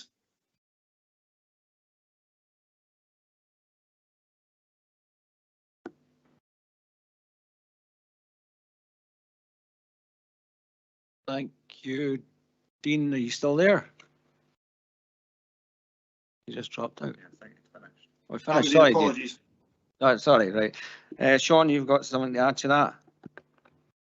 Yes, just on the subject of enforcement, if there is reason to believe from any local resident or any member of the public that there is a breach of planning condition, they can report that to us and we will investigate it in line with our planning enforcement charter. So if there is cause for concern from anybody that there's a breach, they can report that and we would investigate accordingly. Can I come back, convener? Yes. So based on what was just said there, based on what was said by Mr. Booth, they are not going to, over the 14 years, 8 months, be able to extract what they want to do out of that quarry. So there's therefore potential for the developer to come back in future years to request an extension for the time period, which doesn't fit in with everything that's been put here, and putting the environment back to not what it was, but to a reasonable standard for the residents. So they're obviously doing this because they want to get that capacity out, and there's a potential for it to extend well beyond the 14 years. I'll answer that. That's not what they're proposing. What they're proposing is as set out in the application. If they wish to change down the line, if the circumstances change over a period of 14 years, they would need to come back to vary the planning application, and that would come back before council committee if there was a requirement to do so. But at the minute, they are proposing to do what they are setting out, and that's what we have considered and I'm recommending to you. Thank you. Councillor Waters, you have 2 questions. Can I have your first question, or they're both related? Yeah, no, happy to ask the first one, and quite happy to leave the second one till the very end of questions. Can just ask regarding has the council, I assume environmental health, ever had any issues over dust or noise issues raised? Thank you. Lenny, you taking that one?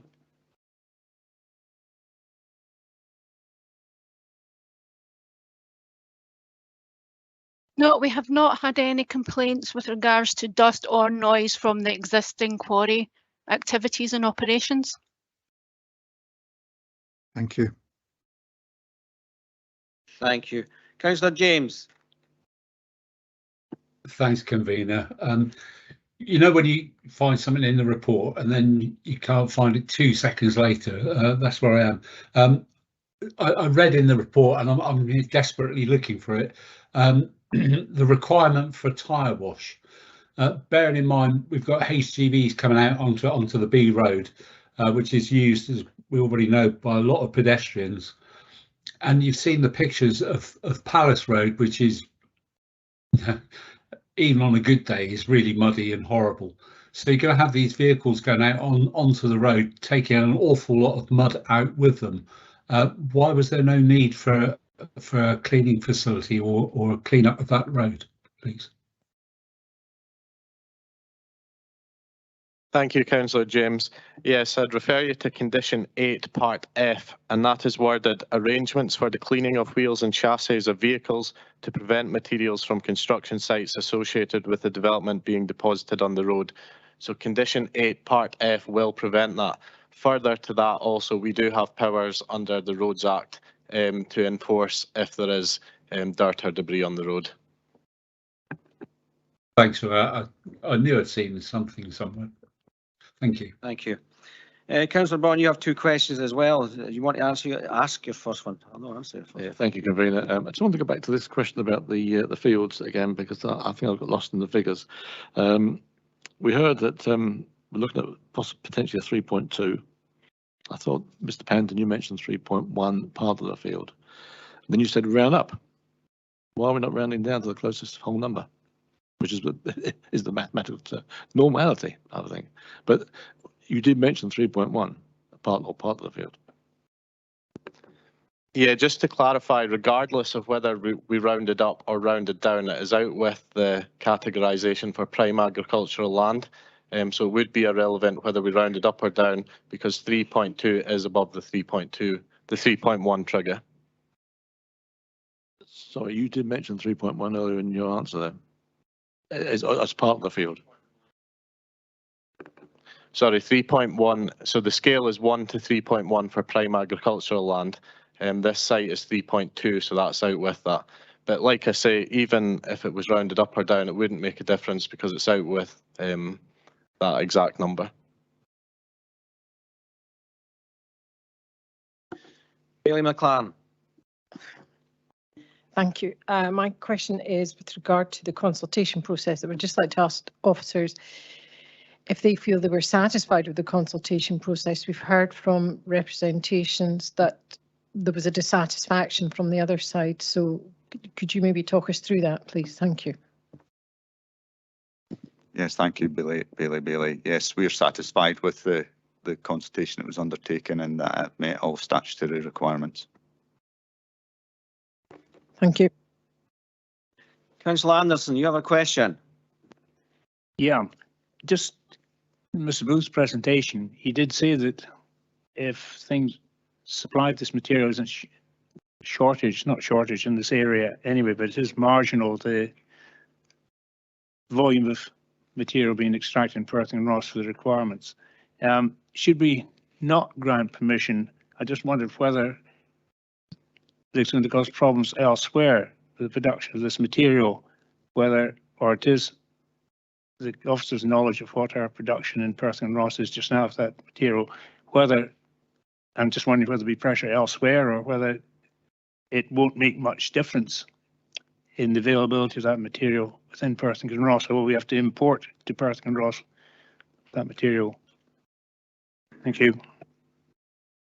Yes, thank you, Councillor, for the question, and that's covered in paragraph 57 of the report. I'll maybe do a quick quotation. Perth and Kinross is approximately between 340,000 and 415,000 tonnes per annum requirement, depending on operations at each of the three main quarries, including Marlee, equating to reserve life of between 5.75 and 7 years.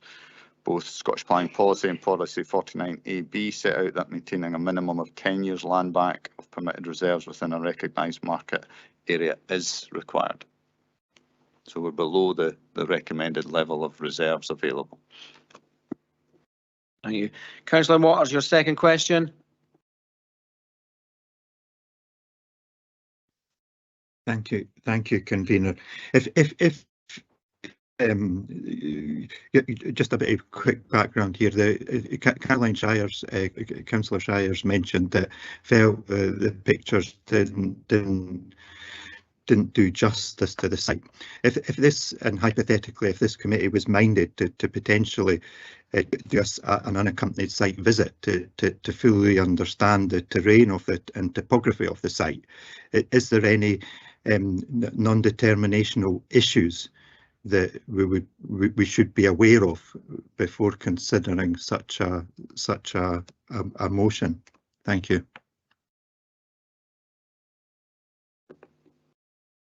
First of all, I'd like to reiterate that all members are encouraged to visit sites before a committee if they have any doubt. But in answer to your question, yes, the applicant would have the right of appeal against non-determination if we deferred on that basis.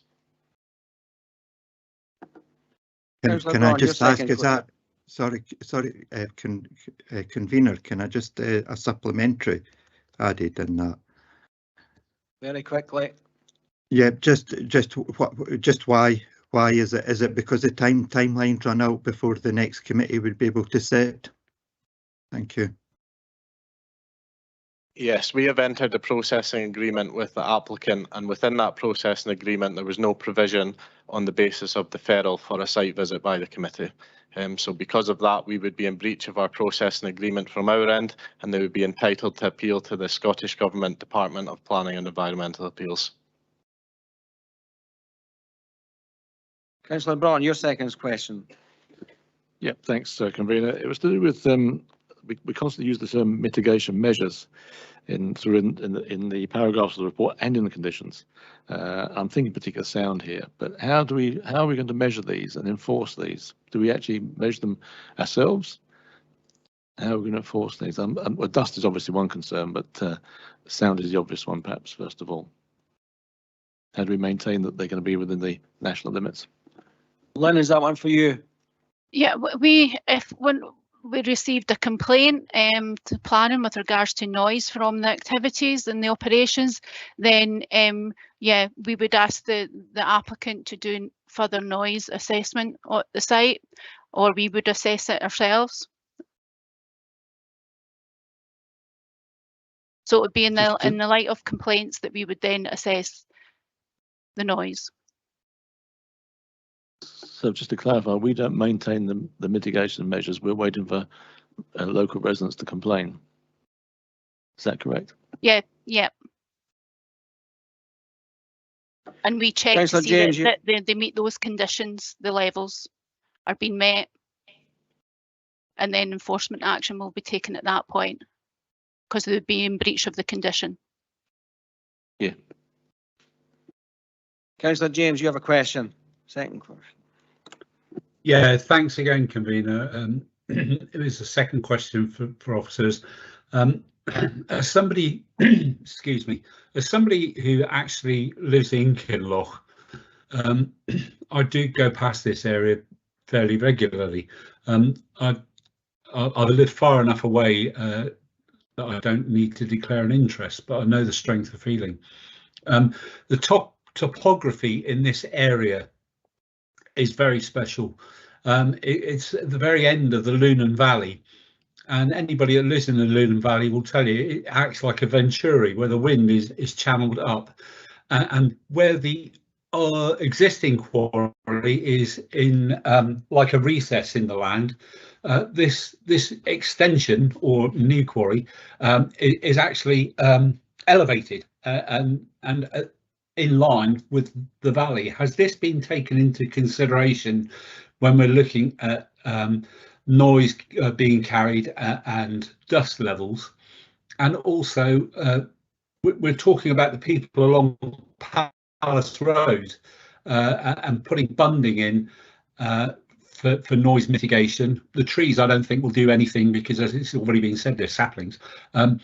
But has anything been done about the noise mitigation for the housing down by Raylock to the north of that site, please?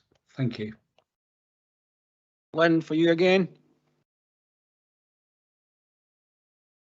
With regards to your comments, with regards to wind direction and being taken into account, with regards to the dust that is taken, that's part of the assessment where they have to assess the pathway effectiveness, and they also have to assess the magnitude of effect of the dust. and the daily, the potential dusty winds that would occur. That's all part of the assessment, so that was taken into consideration with regards to dust. With regards to the noise, it would have been taken into consideration, and we're looking at levels, and the background is also taken into consideration at each of the properties that were assessed. So we had no concerns with regards to the noise levels being achieved at the receptors. And that included the house down by Ray Lock. What house? What do you have the house? Okay, you've got the farm. We're looking. You know, we've talked a lot about Palace Road, which is on the western edge of that new site. But if you look to the north of the site, you've got Ray Lock. It's a small lot with a lot of beaver activity, and there's a small farmsteading with a bungalow there. And I don't know. I've seen nothing about noise mitigation for that property. If you look to the northeastern corner. Lees of Marley was taken into consideration. Marley Mill Lodge was also taken into consideration. Thank you.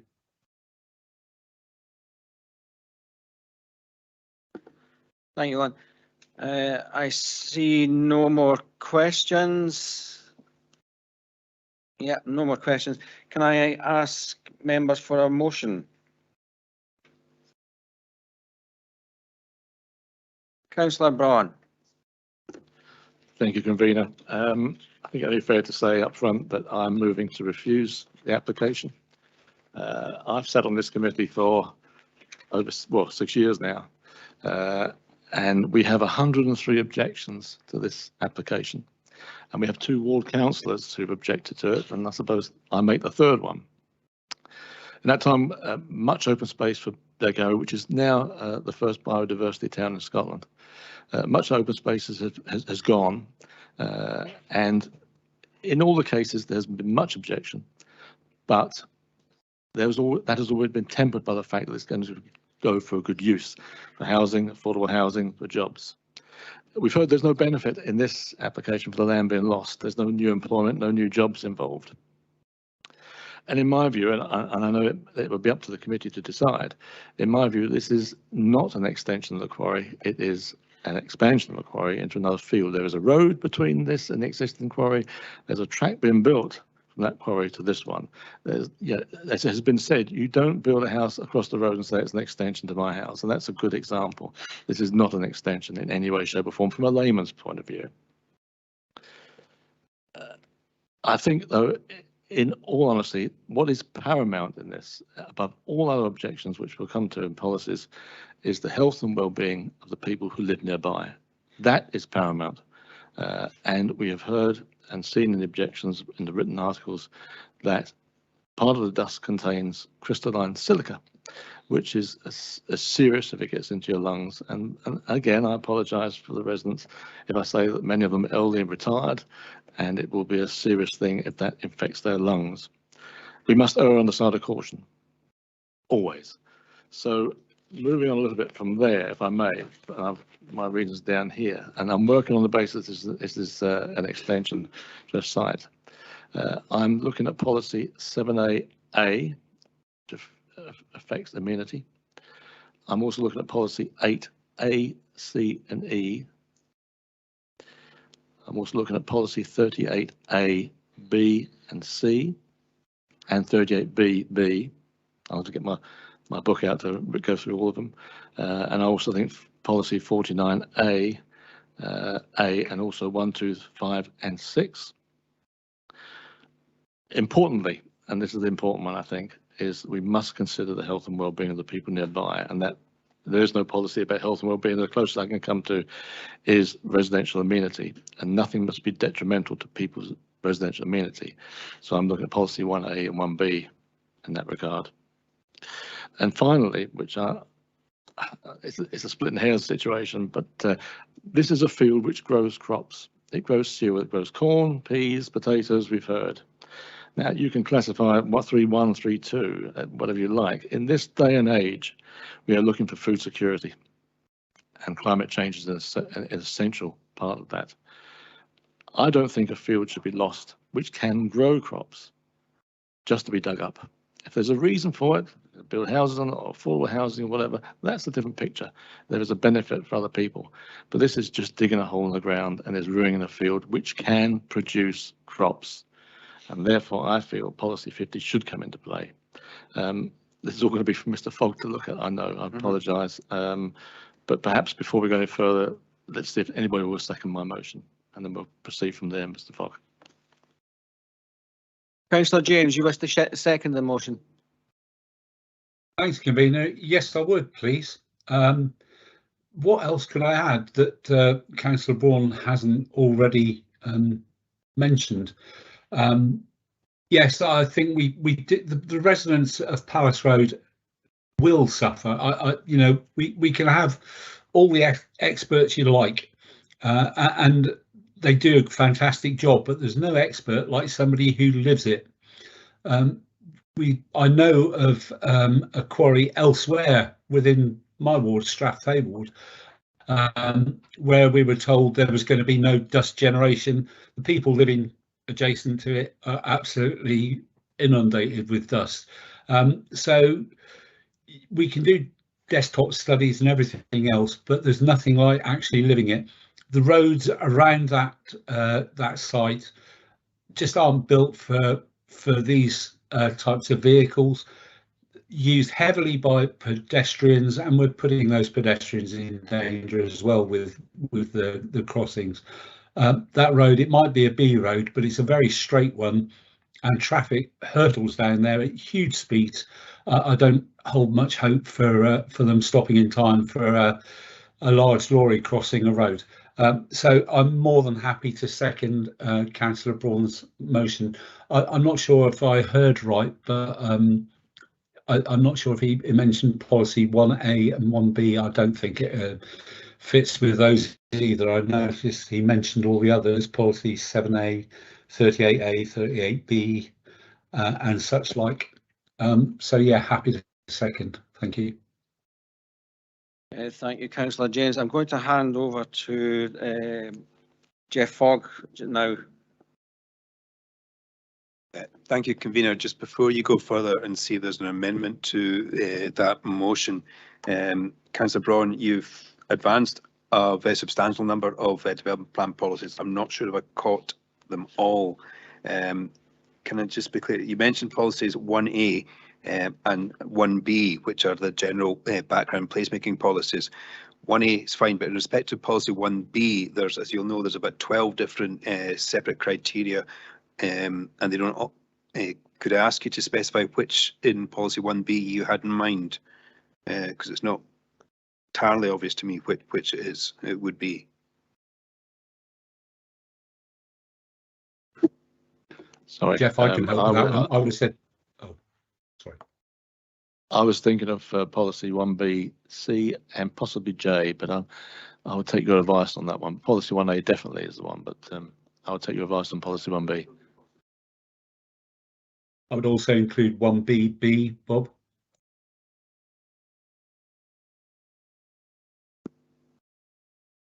Yeah, policy 1A, I understand why you'd be advancing that. Policy 1B doesn't, on the face of it, seem to support 1BC refers to the design and density complementing, and I'm not sure when we're talking about winning and working of minerals that really that is opposite. Similarly, I think Councillor James was trying to assist you by referring to 1BB, but again, I would encourage you, gents, to confine it to policy 1A rather than background policy 1B. It doesn't seem to me that 1B assists. Otherwise, I'm aware there's many other policies. However, you did ask me for my advice in relation to policy 50, which deals with prime agricultural land.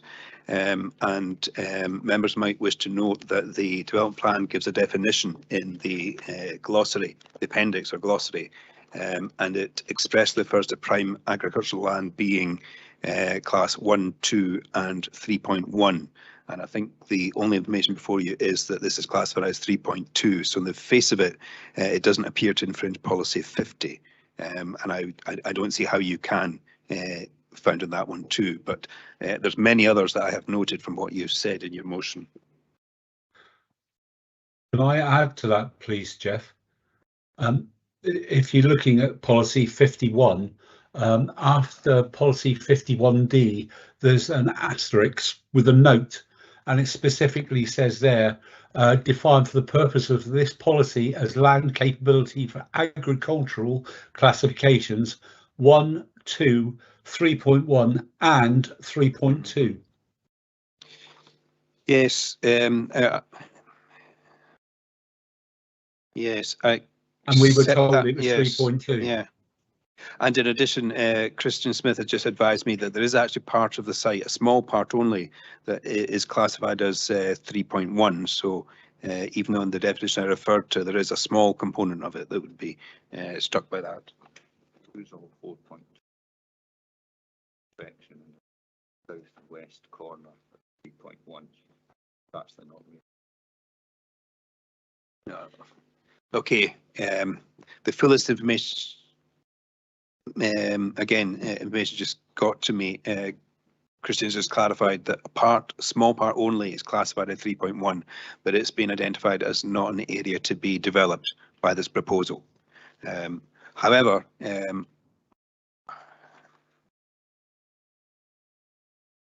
that's fine. It's not to be developed, but you're going to lose it as part of this wider plan, though. You're still going to lose agricultural land. You're not going to have a quarry and put crops on the site right next to it. Yeah. Yeah, I mean, it's probably a matter for yourselves.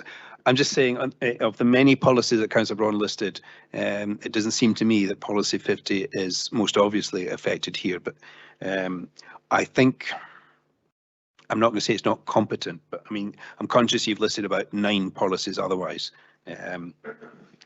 In relation to, yeah, I've excluded background policy 1B with your agreement. I didn't have any issues with anything else, although I haven't looked closely at the speed, given the speed at which you narrated them, if that assists. I think essentially what I'm saying is I don't have difficulty with the competency of the motion. I think, Mr. Fogg, if we're happy with, well, we want to go through the other points I've raised. If you're happy with those, possibly we'll let 50 go. But I do feel, you know, in this day and age, a field that can grow crops, you know, should be retained and not be lost unless there's a very good reason for it. But I'm happy to.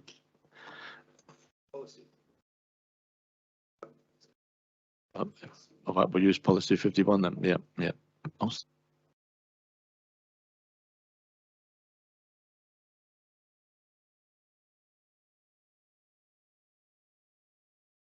Okay, thank you for that. Can I ask if there's any amendment?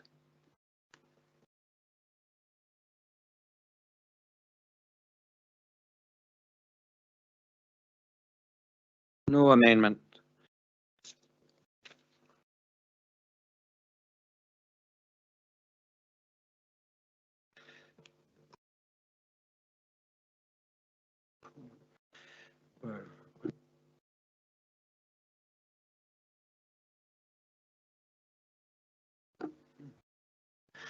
Right, thank you. That means that application is determined and refused.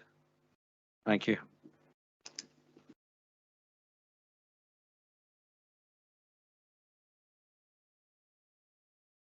Can I ask members, I'm suggesting a 10-minute comfort break. Can I ask members that's okay?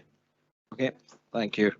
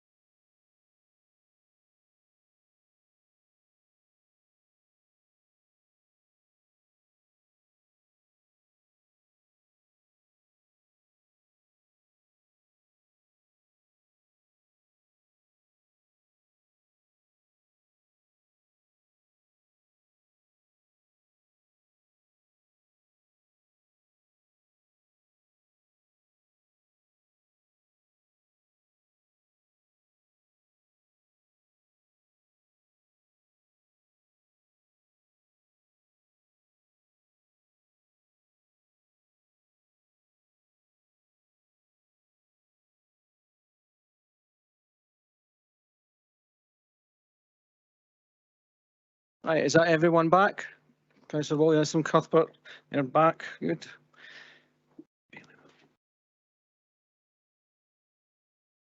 Okay. Right, we move on to item 512. It's formation of A9 slip road and junction, including road widening, landscaping, drainage works and erection of a replacement bridge at land at Shinnefoot Road near Octor Arder. And I believe Mr. Panton is speaking to the report. Thank you. Convener, can I point of clarification? I've just put one in. Sorry for you. Could I just ask a clarification? Should this and the next paper be heard together? Because they're linked. And the reason I ask, Mr. Smith shaking his head, is on paragraph 2 of the, paragraph 40 of the second paper. It does say that if the first is refused, you recommend that the second won't go ahead. So I'm just wondering if they should be questioned together because there'll be duplication of questions. Take advice on that. Sorry.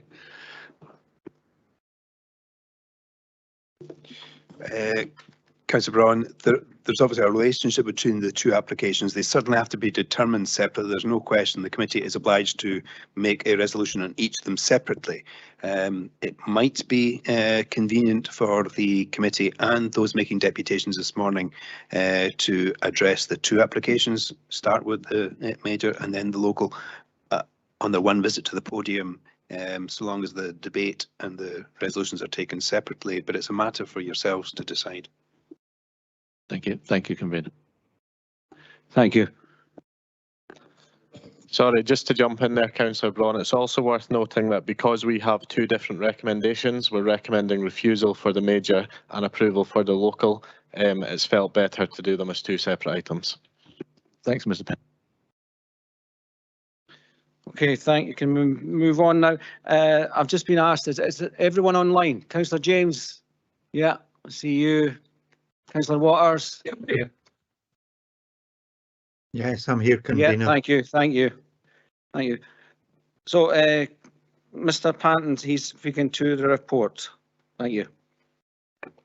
Thank you, Convener. Firstly, just a quick update on the report for you. If you could please substitute the words caravan park in paragraphs 61, 70 and 71 of the report to lodge park. So now moving on to the application itself. As indicated, the second item on the agenda today is for the formation of an off-slip on the southbound side of the A9 at Shinnefoot near Octor Arder. The application is being recommended to the committee for refusal. By way of background and to reiterate paragraph 3 of the associated report of handling, the Octor Arder Expansion Townhead and North East Development Framework, which was adopted by the Council in 2008 as planning guidance, required that improvements were undertaken at Shinnefoot to support the expansion of Octor Arder. In line with the guidance, an outline planning permission for a major development was then granted in 2008 and was subject to a Section 75 legal agreement, which was completed in 2014. This legal agreement limited the occupation of no more than 389 open market dwellings, and I quote, until a new grade separated junction on the A9 at Shinnefoot by way of provision of southbound on and off slips utilising the existing Shinnefoot Road underpass, end quote. An associated drawing was also provided to accompany this statement, which clearly showed both on and off slips. The application before us today is purely for an off slip, and it does not provide the required on slip as shown in the associated legal agreement. The applicants are now presenting this single slip design as the grade separated junction intended to support the full Octor Arder expansion, together with a recent offer to fund certain road and transport mitigation measures which could be taken forward by the Council. Colleagues in the Council's transport planning team consider this on-slip to be essential to ensure that the Octor Arder expansion is suitably and safely served. So in short, whilst the off-slip before us today would be adequate for the scale of residential development construction to date, it is opposed by transport planning as a junction serving the Octor Arder expansion, despite the recent offer to fund some further mitigation works. The current proposal is not considered to comply with the requirements of the legal agreement. I will now take the committee through a short presentation to detail the proposals. Next slide, please. Thank you. So this first slide shows the location of Shinnafoot in relation to the A9 and Auchterarder. You can just make out the Auchterarder expansion of the northeast corner of the town, which is now approaching the 389 dwelling house trigger for the Shinnafoot junction to be completed. Next slide, please. This is the proposed site plan, which shows the location of the proposed off-slip and where the road widening and new bridge is to be located. You can also make out from the brown shade the area that is to be excavated to accommodate the proposals. Next slide, please.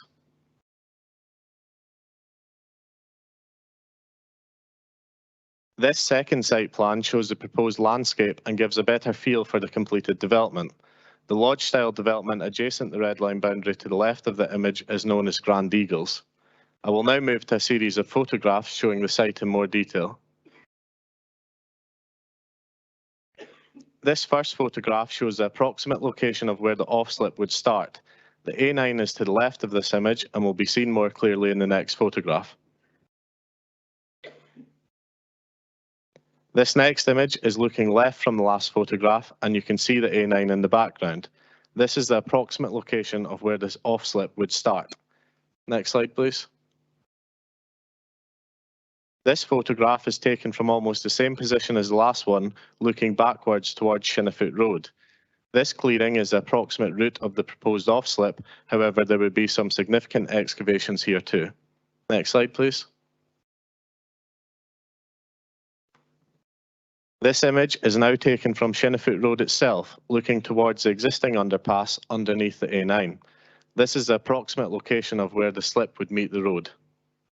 Next photo, please. This photograph shows the bend on the road looking towards the Pairneyburn Bridge. Some road widening and verge clearing is proposed in this location. Next. This image shows the Pairneyburn Bridge in closer detail. As seen, the bridge is relatively wide here, so it's proposed to alter this existing bridge rather than replace it. Next slide, please. Further up the road, however, the Ruthven Bridge is unsuitable for alteration and requires replaced. This elevation drawing shows the proposed replacement bridge. Next slide, please. This photograph shows the Ruthven Bridge, which is to be replaced as detailed in the last plan. The Ruthven water flows under this bridge. Next photo, please. This final photograph shows the Ruthven Bridge to be replaced when viewed from further down the road. Next slide, please. Thank you, Convener. That now concludes the presentation. I will leave members with a proposed site plan for consideration. Thank you, Sean. We do have deputations for this item as well. I'll now hand over to the Vice Convener to introduce the deputations. Thank you. Thank you, Convener. Can I call on Councillor Reid? And he is going to be accompanied with Councillor Allen, who will be available for questioning later.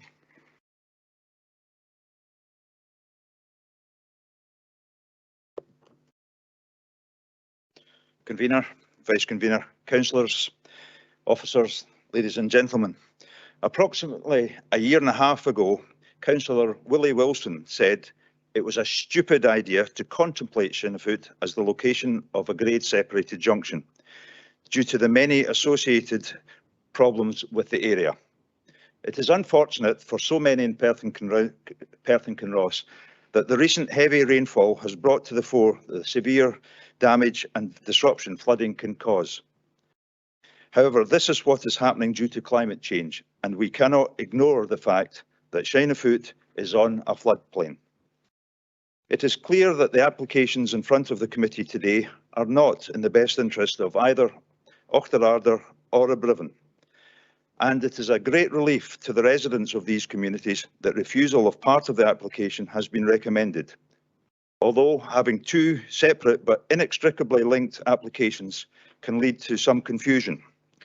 This is especially true when there seems to be significant overlap and many of the documents used in both applications are identical. I really need to emphasise that there is no support for this proposal from the local communities, and I am here representing the three local councillors, Auchterarder and Abrivan and Dunning community councils. They have all seen what I am reading from today. As representatives of the communities, it is our duty as local councillors to ensure that a project which could and should be so beneficial to the communities concerned is delivered in an appropriate, safe and economical manner. The initial choice of Shinnefoot in 2002 for the grade separated junction with diverge and merge slip roads was chosen on the grounds of safety by Transport Scotland, purely due to the presence of an underpass, and it was unrelated to any housing developments. Unfortunately, Transport Scotland did not consider the substandard B8062 and the significant number of departures from standard that would be required.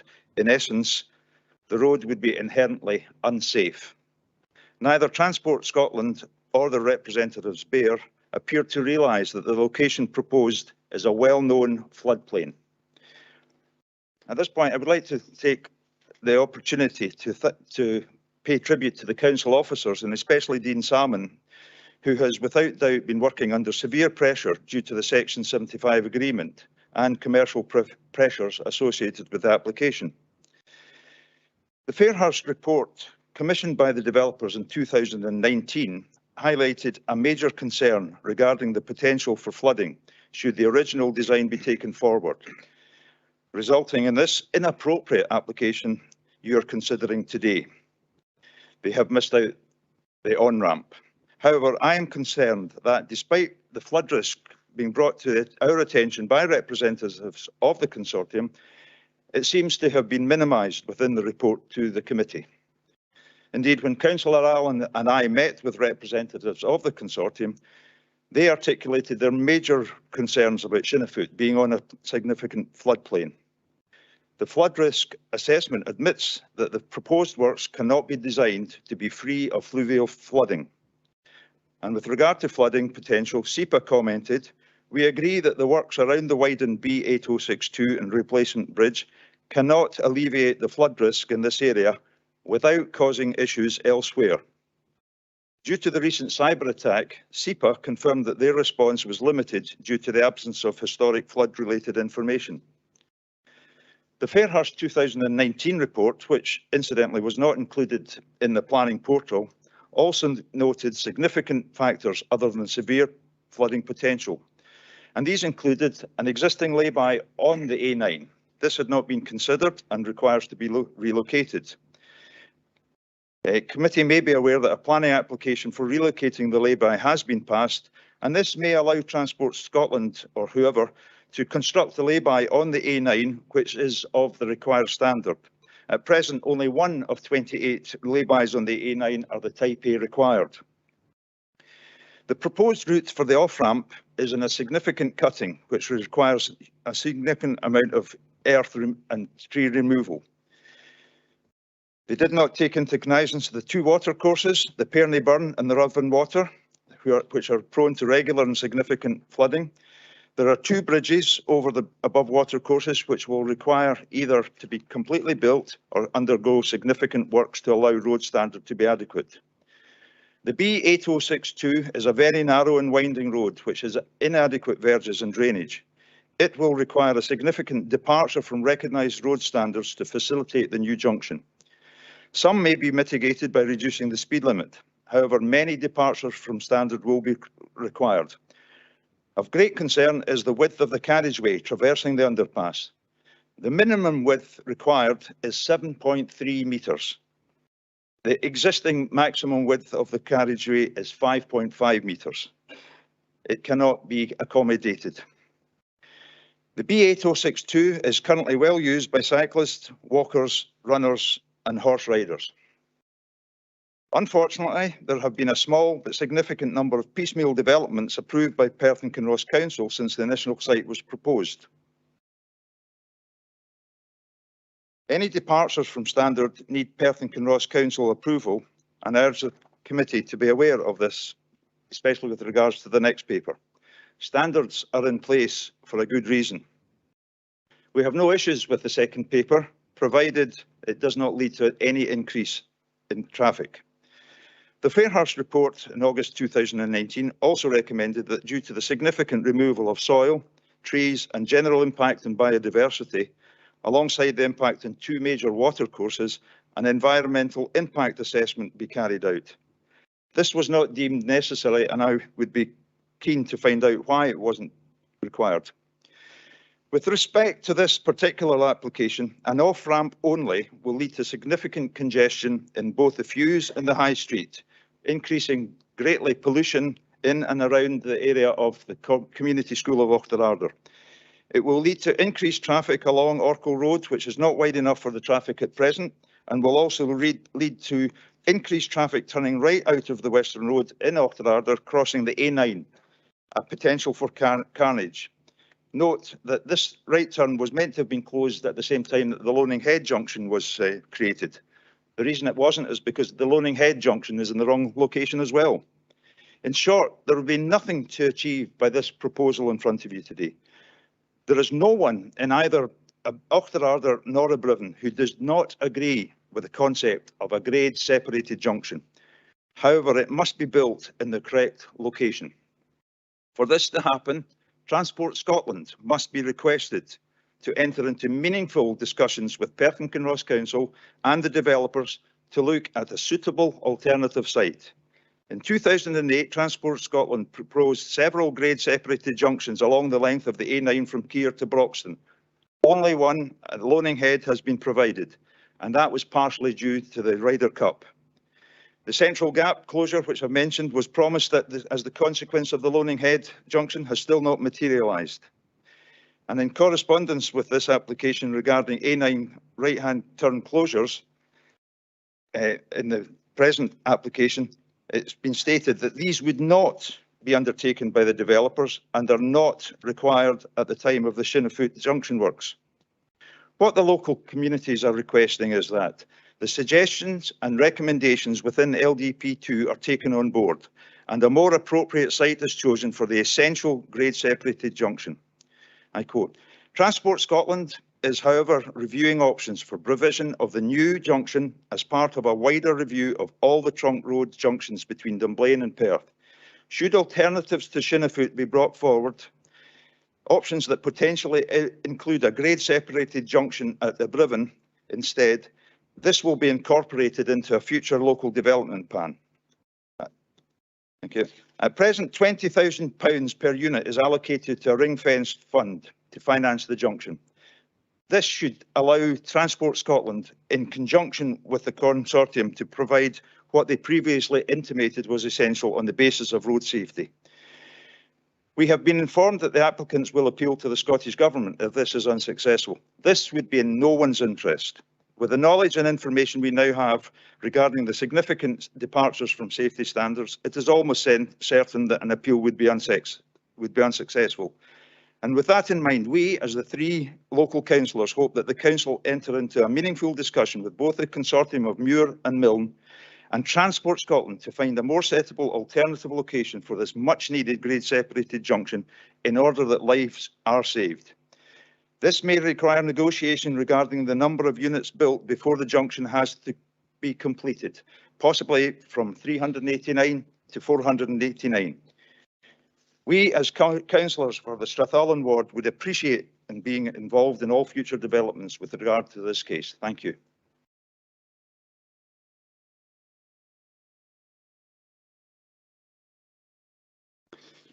Thank you, Councillor Reid. Are you willing to take questions?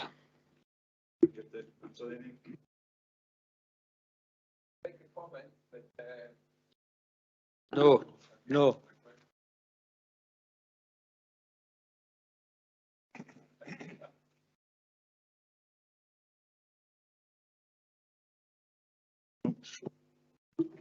Councillor Braun. Thank you, Vice Convener. Thank you, councillors, for your deputation. Going back to the locations, Shinnefoot, we know the problem here is there's no on-ramp, as I understand it, been planned. But you said it was the wrong locations. I'm trying to get back to the point, if there had been an on-ramp with this, would that be ideal for you? If there'd been an on-ramp as well, so not just on, but you said it was the wrong location. So I'm asking if there was an on-ramp, would that have been a satisfactory answer? If not, where else would you suggest this exit go. Sorry. An on-ramp would be better. It does not take away the major constraints of Shinnefoot as a floodplain and the major issues with the B8062.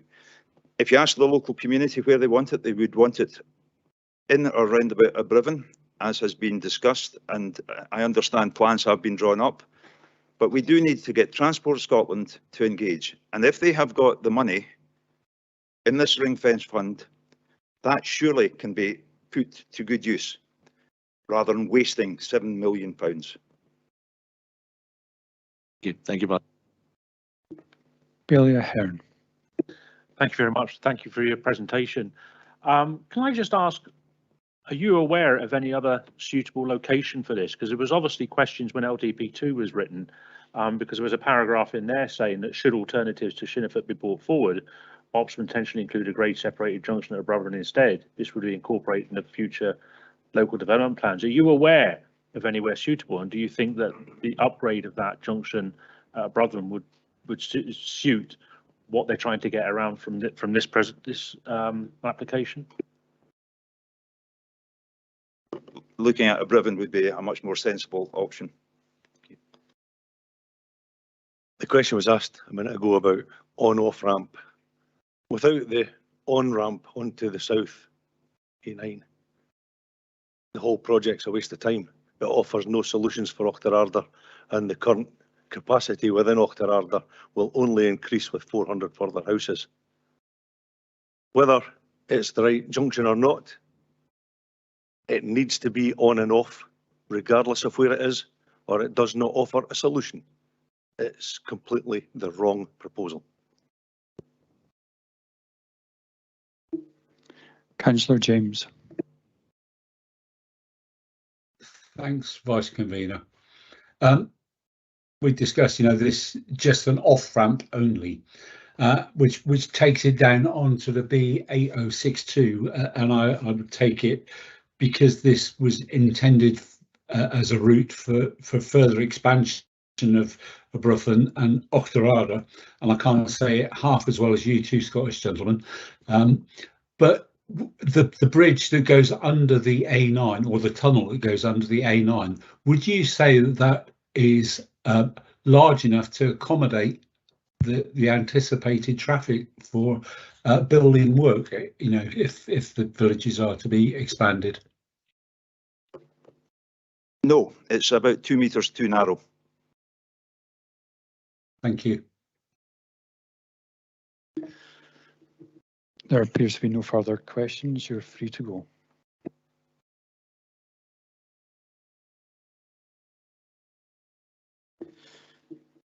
Can I call on Mr. Cameron?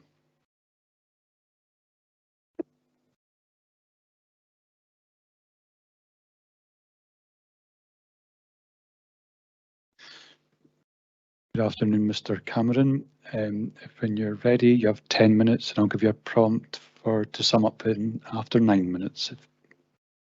First of all, apologies for my shouting out there. Just to correct that the Shinnefoot Road is actually the Dunning Road.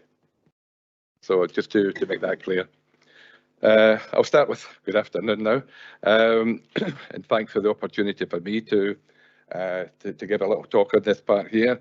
Councillor Reid has already mentioned a lot of the things that I've already got in the report here at the moment, so I may repeat some of the things that might happen from there. Being a resident of Shinnefoot Bridge, we're located right on the Pearney Burn Bridge. We're just to the right of that part. So we've got good knowledge of what's happening there. The road which is coming through there, certainly no way is big enough. We've got trucks who come both ways. They have to stop, they have to mount the verges to bypass. They have to reverse back in many cases. The report originally read that there was going to be a 60-mile-an-hour limit. I see on the map at the moment here now, it's down to 40, which is an improvement, but it doesn't suffice to what is going to happen in the future. This is something that's going to get better and better. Watching the traffic coming off the A9, travelling at 70 miles an hour, and seeing coming onto this road here, they're going to find the speed restrictions quite difficult to maintain, even at 40 miles per hour. It's hard if you're coming off to know that.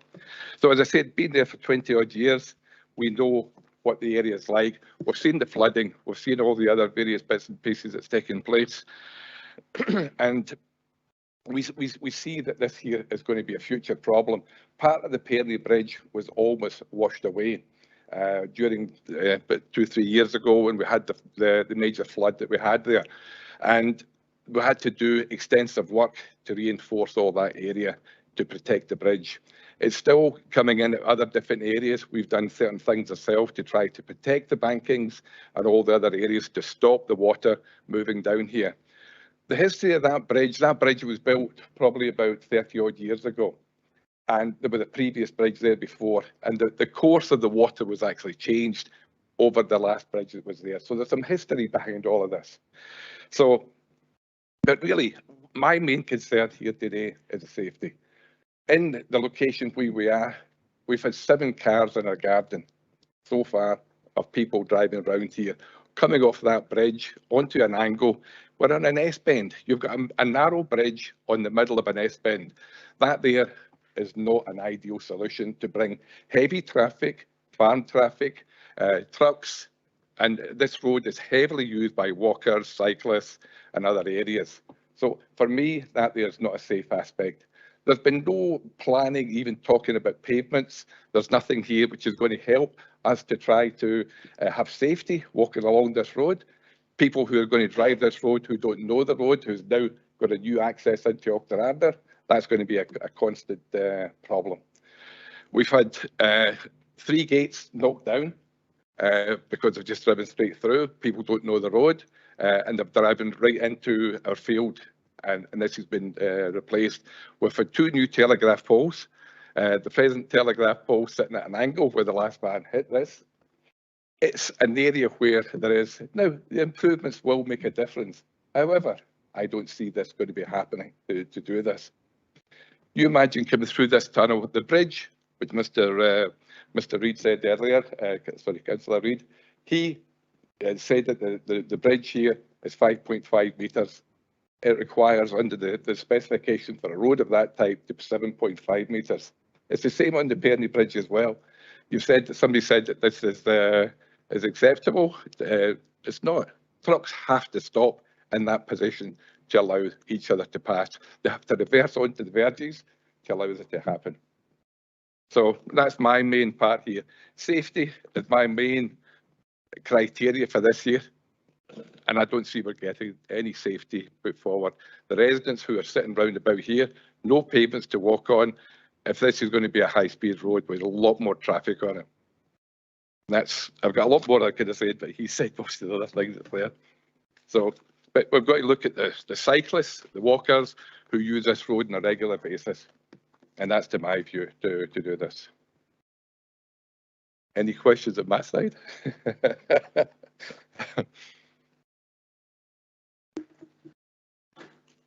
Thank you, Mr. Cameron. We'll see if there's any questions. I do have one in Councillor Leishman. Good afternoon, Mr. Cameron. Thank you very much for your time.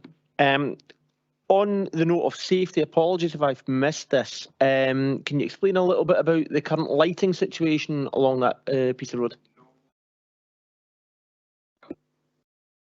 Sorry, there's no lighting whatsoever on that piece of road, and it offers no safety. Hence the reason most of the people who crashed through the gate was at night time. So. Okay, thanks very much.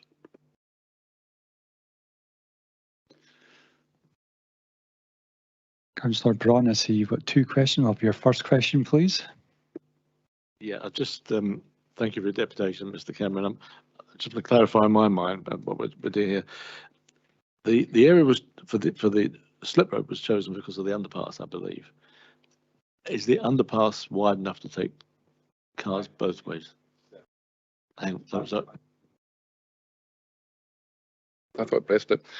I'll get used to this eventually. Certainly not. 5.5 metres wide, 2 trucks. And today we get trucks coming along, other cars coming along. They sound their horn because they're unsure of what they're going to come onto. And you come out this underpass onto an S-bend, effectively an S-bend, over a narrow bridge. It's an accident waiting to happen. It's not if, it's when this is going to take place. And that leads on to the second question, which was, could the bridge be traffic lighted, which would solve the problem? Is that a solution, potential solution for it, as some bridges do, I've noticed? Okay. Basically, no. I don't think this would be an ideal. You're sitting in a bend and you're going to have people coming off the slip road under the underpass, right in the back of somebody. So I don't see that that would be an ideal solution. And it will be trucks starting and stopping. We hear the trucks at the minute coming up, air brakes. We get all of this coming on. So we get the effect of this. Imagine that we're lucky it's not all the way through the night, but imagine this is a major slip road. This will be a constant noise. So nobody's put any associated thought into what will happen to the residents who are there.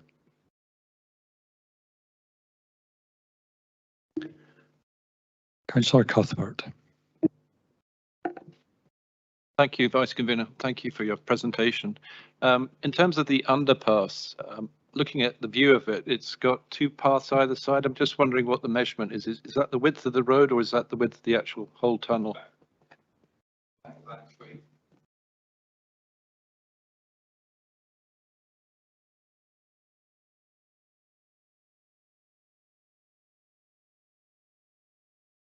That again.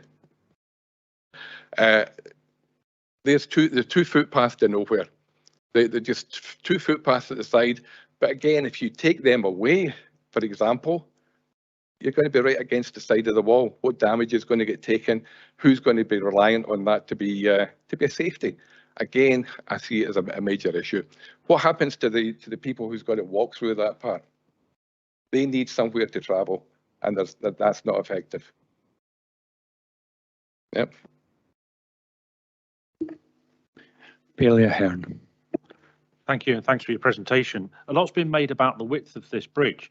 What's the height restriction on it? Is that going to restrict vehicles going through it? So are you going to potentially have vehicles coming off that can't go under the bridge, blocking and having to go back onto the A9, or are you going to have potentially vehicles hitting the bridge?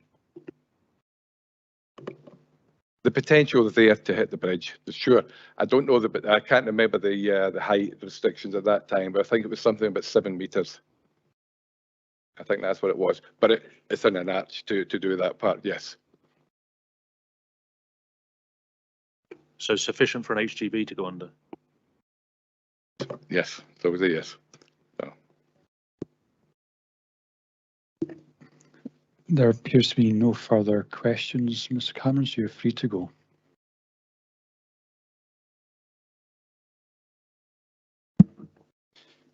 Can I call on Ms. Farquharson Black? And I think there's a supporting delegation.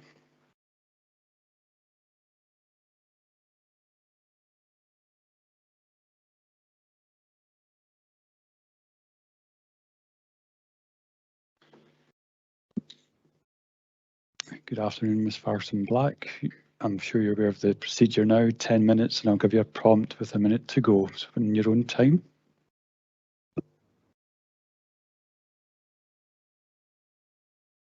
I thought I had pressed it. Convener, members, thank you for the opportunity to address you today. As I said, I'm Elaine Farquharson Black. I'm a partner in the firm of Solicitors Brodie's, and I'm the legal planning advisor to the applicants Muir Homes and Stuart Milne Group, and representatives of both companies are here today. Joining me in the address is Ross Gray from Fairhurst, and we're also accompanied by Andrew McCafferty, who's the agent for the planning application. In the limited time available, I'm going to focus on 3 issues. The first is the reason for the application. The second is the alleged impacts on Auchterarder Town Centre. And finally, the compensatory planting requirement. I think it's useful to remember why we find ourselves here considering the design of a junction on the A9. As the report before you states, The junction's not needed to accommodate my client's development. It's needed to address the existing high-risk right turn manoeuvres which everyone requires to make if they want to access Auchterarder or Aberystwyth from the A9 north. No doubt you've all taken your life in your hands and had to make that right turn across the traffic moving at significant speeds. The Scottish ministers understandably want to stop these dangerous movements, as do the applicants, and as I'm sure do the council. Transport Scotland wants to build a grade separated junction at Shinnefoot, which will enable the closures of the central reserves at the Auchterarder and Aberystwyth junctions. But the Scottish ministers have no money to construct that junction, and instead they saw an opportunity when the council decided that they wanted to expand Auchterarder, that they would link the provision of the junction to that continued expansion. So there's a limit on the number of units that can be built in Auchterarder until the junction is in place. To be clear, there is no obligation on my clients to build this junction as part of their development. What we do have is a restriction in the section 75, which prevents more than a certain number of houses being completed until the junction is in place. My clients could, and if this is refused, will have to stop development in Auchterarder. They don't want to do that. They want to carry on meeting the council's housing requirement. And so since 2019, they've been in discussions with the council and with Transport Scotland over the location, the design and the construction of the junction. An indicative drawing, which was prepared by Bayer for Scottish ministers, is appended to the Section 75 agreement, as you've heard, and that does include both the merge and the diverge slips. But the agreement does allow for that drawing design to be varied between the applicants and the Scottish ministers. Design work revealed that there would be environmental impacts if the junction was built in line with the Bayer drawing, which is appended to the agreement. And in November 2019, the council's roads officers agreed with my client's consultants that the junction arrangement as described in the Section 75 agreement could not be delivered. The council, not the applicants, embarked on work to assess the traffic impact of removing the A9 southbound merge. And following that work, the council officers confirmed in January 2020 that the southbound merge slip road could be omitted, as the modelling showed that demand for its use would be small and would not therefore provide value for money, having regard to the environmental issues which would arise from its construction. It was acknowledged that a small number of additional vehicles would then route through Auchterarder to the Loaning Head junction to travel south on the A9. Having been advised of the council's position, the applicants have invested significant time and money designing the new junction, acquiring the necessary land and pulling together the tender documents for the construction contract. The junction will cost over £7 million, which is a significant capital investment, given it's not strictly necessary to accommodate my client's development traffic. The design's been worked up in conjunction with the Council and Transport Scotland, and as you can see from the consultation responses, Transport Scotland has no objection to the proposed junction design, notwithstanding the fact that the original drawing had the two slips. And I would highlight at this point, there are only 5 objections from members of the public to the application. Against the background of 3 years of pre-application discussion, the Council's roads response to the planning application, now claiming that the omission of the southbound slip will lead to large increases in traffic through Auchterarder, came as somewhat of a surprise to my clients. The applicants therefore instructed Fairhurst to go back and review the Council's earlier modelling to try to find a technical basis on which that claim is based. And I'm just going to invite Mr. Gray now to summarise the key findings. Thank you very much. Yeah, it did come as a surprise to us, considering we've been involved and engaging with Perth and Kinross Council since 2019, and the decision to remove the south-facing slip was that of the councils and not of the applicants. The officers' focus on the increase of 1,040 vehicles in a day through Auchterarder is somewhat misleading, as is the reference to the volume of HGV traffic passing through the town centre. And it should be noted that none of the HGV traffic is generated from my client's applications.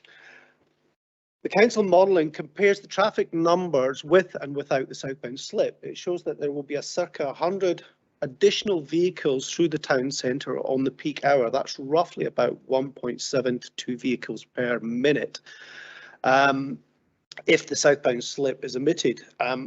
Of that, 29 vehicles for the peak hour arise from my applicant's development.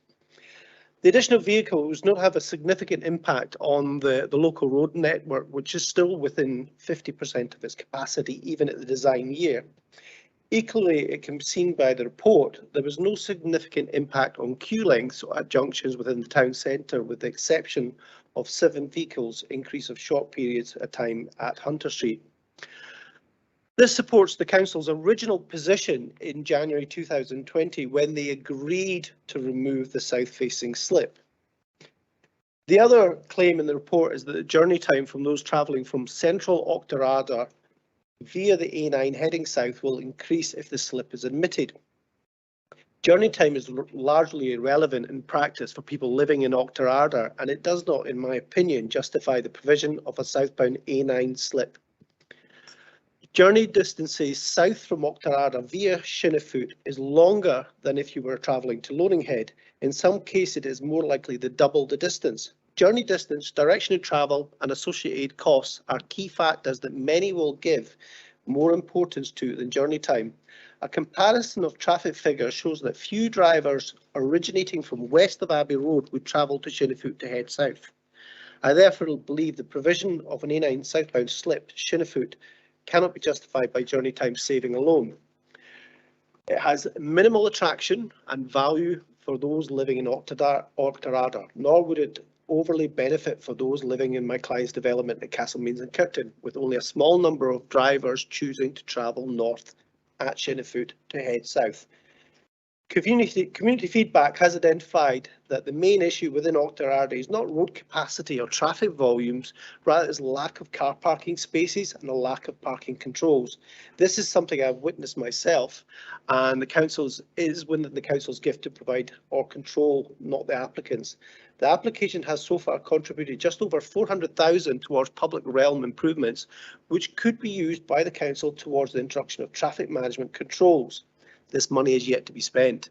The applicant is offered further funding for additional measures to benefit the community within the town centre, such as an additional crossing at a cost of 100,000. I believe that this is a proportionate measure and is aligned with the community's priorities for improving the town centre, and that was identified in the published Auchterarder and Arbroath Community Action Plan for 2022 and 27. It is therefore my professional opinion that the new southbound slip at Shinnefoot Junction provides little benefits to the community of Auchterarder, and greater opportunities could be gained by local town improvements. And I'm now going to speak very, very quickly. So the final point that I was going to cover is just the compensatory planting, and the report identifies that 3.3 hectares of woodland will be lost to allow the junction to be constructed. 1.7 hectares of replanting is included within the project, which leaves at 1.6. The applicants have proposed a contribution of £24,000, which equates to the price of buying 16,000 trees, which is 4 times the number of trees you would plant in an area of 1.6 hectares. Once again, it must be borne in mind that the need for the junction arises because of safety issues on the trunk road. It's the Scottish ministers who've chosen this location for the new junction, knowing the issues that arise from it. Planning is about balancing competing interests and policies, and I don't think it's unreasonable for the ministers to place safety of drivers ahead of the loss of trees, and I hope the council shares that approach. What I do think is unreasonable is to criticise my clients for the loss of trees and to reject their offer to make a monetary contribution to the council to provide planting elsewhere. They're simply implementing Transport Scotland's safety programme. Convener, members, to conclude, the application has been recommended for refusal, primarily for the alleged increase in traffic in the town centre, loosely linked to health and well-being, with a make-weight argument about impacts on biodiversity. None of those matters was of concern for the officers in the 3 years of pre-application discussion, and the work that's been done undermines the claims about the traffic impacts. And it's interesting to note that the report you're going to hear next actually takes the same policies and finds that it meets with the development plan. If you agree with my position, then this proposal also complies with the development plan and is supported by material considerations such as economic impacts. What you're being asked to do by officers in refusing planning permission for the revised design of the junction is to put the impact within the town centre of an additional 29 vehicles from my client's development and the loss of some trees above the safety of drivers on the A9. and providing new homes. So I would respectfully ask that you see the bigger picture and to grant consent and allow my clients to go on and build the junction that Transport Scotland want, which will enable the closure of the turns. Yep. And approval will also allow my clients to continue the development in Auchterarder. Thank you. Are you willing to take questions? I'm willing to take questions supported by the team. I'm just a lawyer, so they've probably got much more technical answers, and they would come up.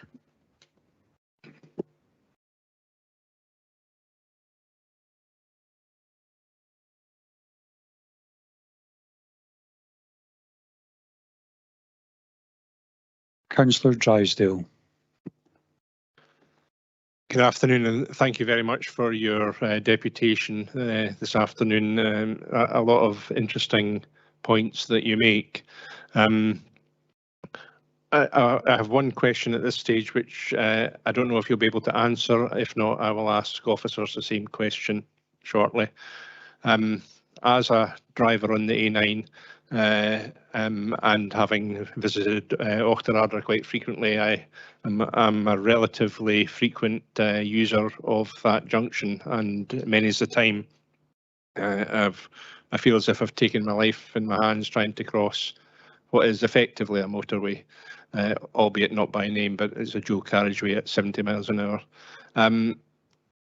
Are you aware of statistics on road traffic accidents and or fatalities or serious injuries at that location? Yeah, sorry, just to go through this, you may be aware that average speed cameras have been added to this section between the Keir roundabout and Perth at Broxton. That since the introduction of the average speed camera, there has been a marked reduction in accidents at these junctions, with no fatalities recorded. The one of the requirements we did for Transport Scotland, just to continue on this, was look at the capacity and the design. I have to point out, these junctions comply with the DMRB. They are not designed unsafely or anything like that. They are compliant junctions for this situation in terms of the category and the classification of the A9 trunk road. We undertook an assessment on the capacity of the junctions. They were well below capacity. They're very rare. The volume of traffic using them is very low, and they're also well within the national stats in terms of accidents.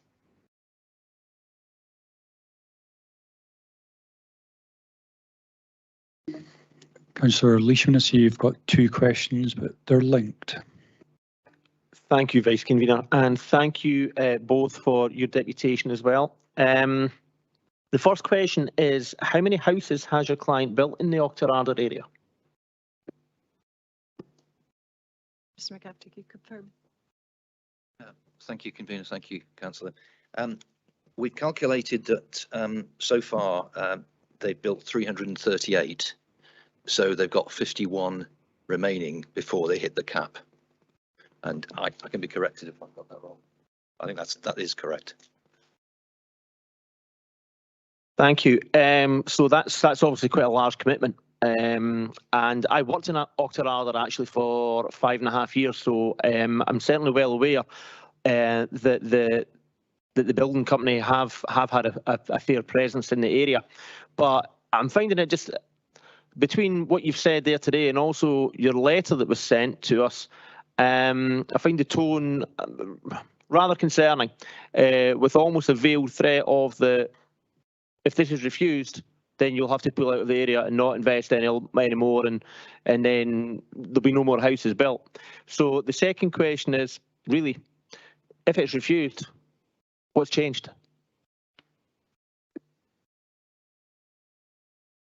If it's refused, I think, as was indicated by Councillor Reid, the first thing would be to take it to appeal, and it may be granted on appeal. I know he doesn't think it will be, but that would be the first thing. If it's not, then if there's no junction, then in the terms of the Section 75 agreement, housing has to stop. So they can't be completed. So then the developers will have to stop. As I say, there's not an obligation. It's not a positive obligation to build the junction. It's you can't build more than the 389 houses until the junction is in place. But there's nobody else that's got the money to put the junction in place, which is why Transport Scotland, and that's said in the development framework, they confirm they haven't got the money to do it, and therefore they've imposed it in a negative way of doing it. That's how they do it, because they can't put a positive obligation. Okay, thanks for taking the time to explain that. Thank you. Councillor Braun. Thanks, Vice Convener, and thank you both for your presentation this morning. Given the drawing we've got in front of us, and this was a point raised by Mr. Cameron, people coming off the A9 down to this, they've got to go under this underpass. So by building it, are we potentially creating a traffic problem there, which an excellent black spot effectively, because of the narrowness of the underpass? And then you're going to hit this S-bend bridge, which he said couldn't be traffic lighted with crew like perhaps with our own people, but are we potentially going to cause an excellent black spot there simply by traffic coming off at speed, then having to do a right turn onto the 8062 B8062 under the underpass, which is narrow, then to that bridge? I'll try and start at the beginning. So the traffic as it comes off the A9, so it's under traffic control on the A9, so it's at average speed cameras. It comes down, it's reduced down to 40 miles per hour, it then comes to a giveaway. The bridge that's there, and you can understand why the junction was chosen at Shinnefoot, because there's an existing underpass. The issue regarding compliance in terms of a category B road, which is 5.5 metres wide, the height of the underpass is 5.03. In accordance with the DMRB, that is acceptable for HGV use if it's an existing structure. If it was a new structure and we're building a new underpass, it would have to be 5.3 metres high, but because it's an existing underpass, we can use 5.0. It has 5.5 carriageway, it has 1.5 metre verges at either side. Now, if we were to make it compliant, we need a 6 metre wide road, but we only need 1 metre verges. So what we can do is change one side to 1 metre verge, and you would get the 6 metres that you require. Again, this is just because this is where it is in Shinnefoot, and that's the name, the Section 75 requirements. So the intention is to minimise a minimum carriageway width of 6 metres all the way between the new slip road and the fused road, the 824. Where it goes round the S-bends, these are widened for curve widening. So the actual verge, or sorry, the carriageway width as it goes round the S-bend is actually widened to something like 7.2 metres wide. So you're actually lane widening for, and what we've also looked at is providing enhanced visibility.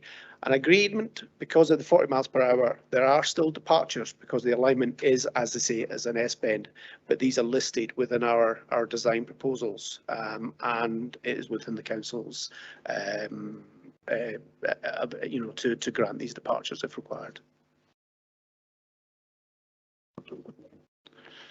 Councillor Cuthbert. Thank you, Vice Convener. Yes, I'm just trying to get my head around why you're putting this application and it's not the council, and how this is going to be funded, the actual work on the junction and all the other stuff. I mean, is it yourselves that are paying for it, or how's it all going to work? So this goes back to the original planning framework, and that obviously drew Muir and Stuart Milne together. We agreed between us, because we both had a vested interest in making sure that the substantial deliverables listed out in our Section 75 were delivered, and that there was certainty of that. So from every house sale, we agreed a rate, and at the time it might have been just below £20,000. That's risen slightly over time. £20,000 of that is diverted into an arm's length escrow account that is independently administered. So there is already a wealth of this budget set aside effectively. Muir are almost complete with their allocation of the housing. So their allocation is almost complete, and Stuart Milne are probably about 200 units in as well. So of that £7 million of budget, we're substantially in a position to spend that money now, and it can only be drawn down against certain aspects of Section 75 deliverables. So this is not new money from Muir or Stuart Milne. This money has been set aside from day one.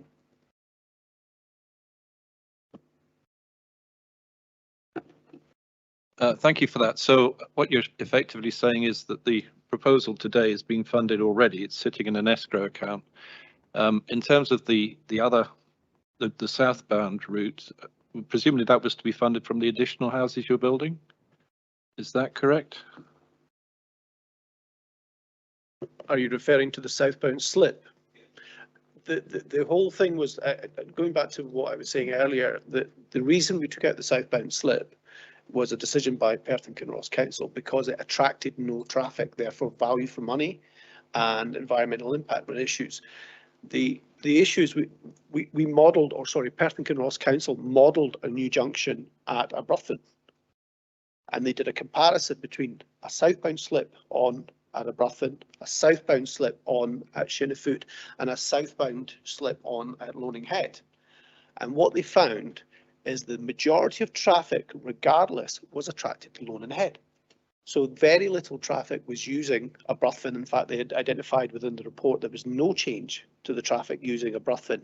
If you put a grade separated junction there, they all still favoured the Loaning Head because it was the quickest route and it was the easiest route to get to their destination.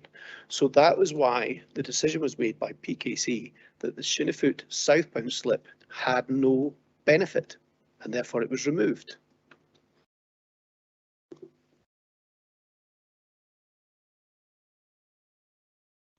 There appears to be no further questions, so you're free to go. I will now hand back to the convener. Thank you, Vice Convener, and thank you to everyone for their deputations. Can I ask if the members have any questions for officers?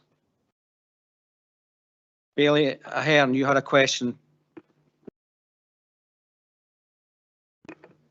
Yes, thanks.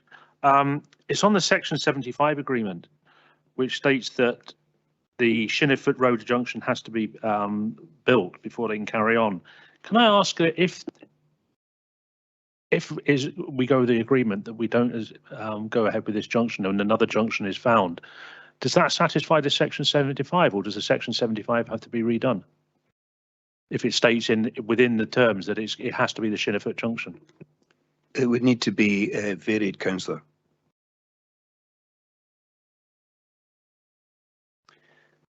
Councillor Cuthbert. Oh, okay. Thank you.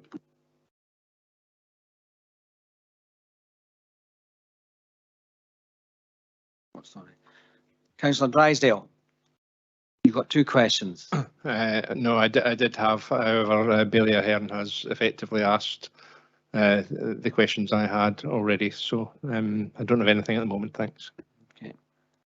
Councillor Braun.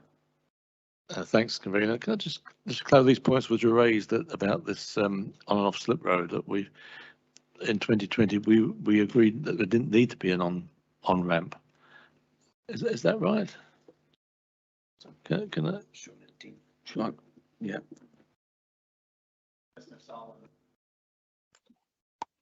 Hi, Councillor Braun.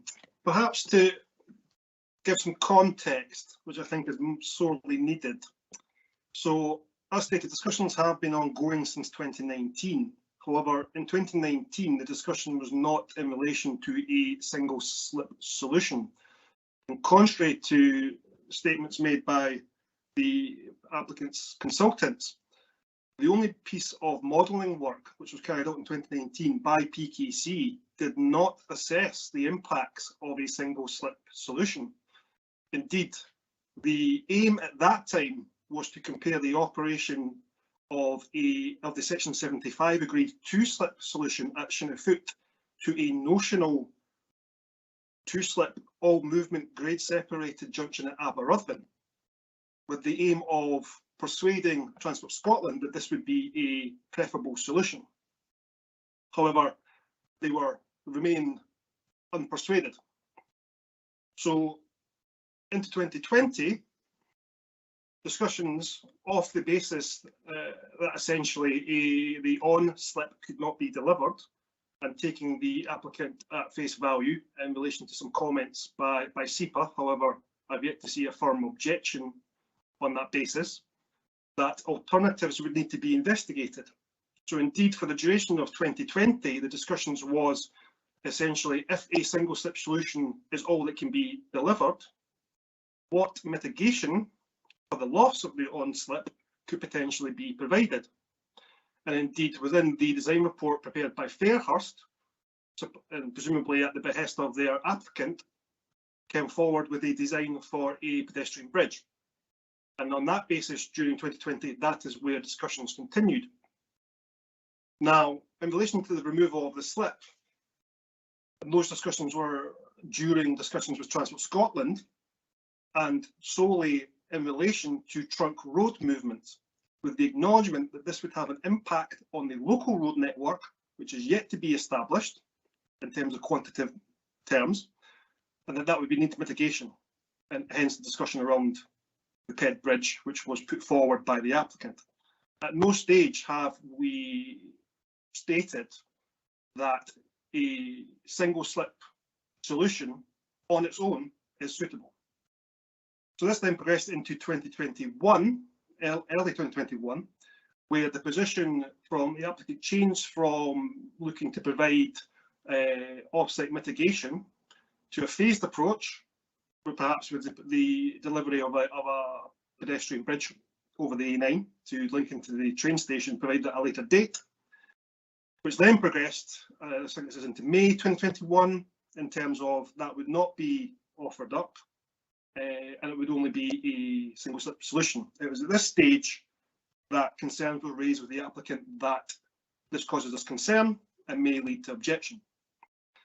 Since then, impact assessment modelling has been carried out with a scoping agreed between the applicant and ourselves, which has shown, in our view, detrimental impact on the town of Updrada.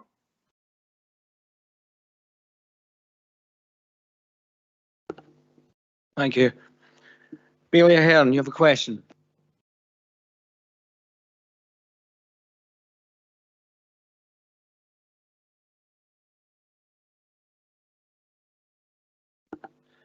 Move on to Councillor Braun. You have a question. I have a second question. Yes, please. Well, we've got Mr. Salmon from there, and it was just to follow up on the point regarding the safety of the underpass and the S-bend on the bridge. What were his views on that, and the concept of possibly traffic light in the bridge? What was his thoughts on that? In terms of the safety, so road safety have been consulted during the process and have raised no objections in relation to the departure standard in terms of width, so the 5.5, and indeed in terms of the clearance. Likewise, Transport Scotland have not offered any concerns in relation to the clearance. On that basis, we are essentially happy to grant plan permission, although of course the application still requires to go through the technical approval process in terms of road construction consent.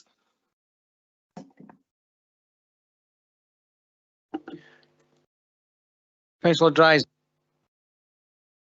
Thank you, Convener. And I now do have two questions, separate ones. Just on the issue of the on-slip, can officers please give me an idea of what the traffic modelling suggests would be the volume of usage of such an on-slip were it to be created? And secondly, just coming back to the issue of the Section 75 agreement and the previous answer, is it the case that Perth and Kinross Council would be open to negotiating a revision of the terms of that agreement with the applicants here? And if so, would that be something that would come back to this committee for consideration? Dean, can you answer the first part? Happy to do so. So in terms of the peak period traffic flows, you're talking in the region of, I believe it's in 120, 140, or as indicated in my report, during the course of a 12-hour day, which is the period of our model, a little over 1,000 vehicles. Thank you. And Jeff, you'll answer the second part of this question. Excuse me. Since 2011, it's been open to any developer or applicant or party subject to Section 75 to apply to have that Section 75 agreement modified or varied or indeed discharged. So any applicant can always come forward and ask, and if they ask in terms of the Act, we must then consider it. How receptive we would be, it very much depends on what the revision was. The particular Section 75 regulating the Auchterarder expansion in Shinnefoot is a very comprehensive agreement with many aspects to it. The Shinnefoot Junction is but one of many. Yes, it could be revised. In terms of the suitability of this junction, this application is before us for determination. We're not this morning looking at such alternatives as could have been advanced by Transport Scotland, the Planning Authority, or anyone else.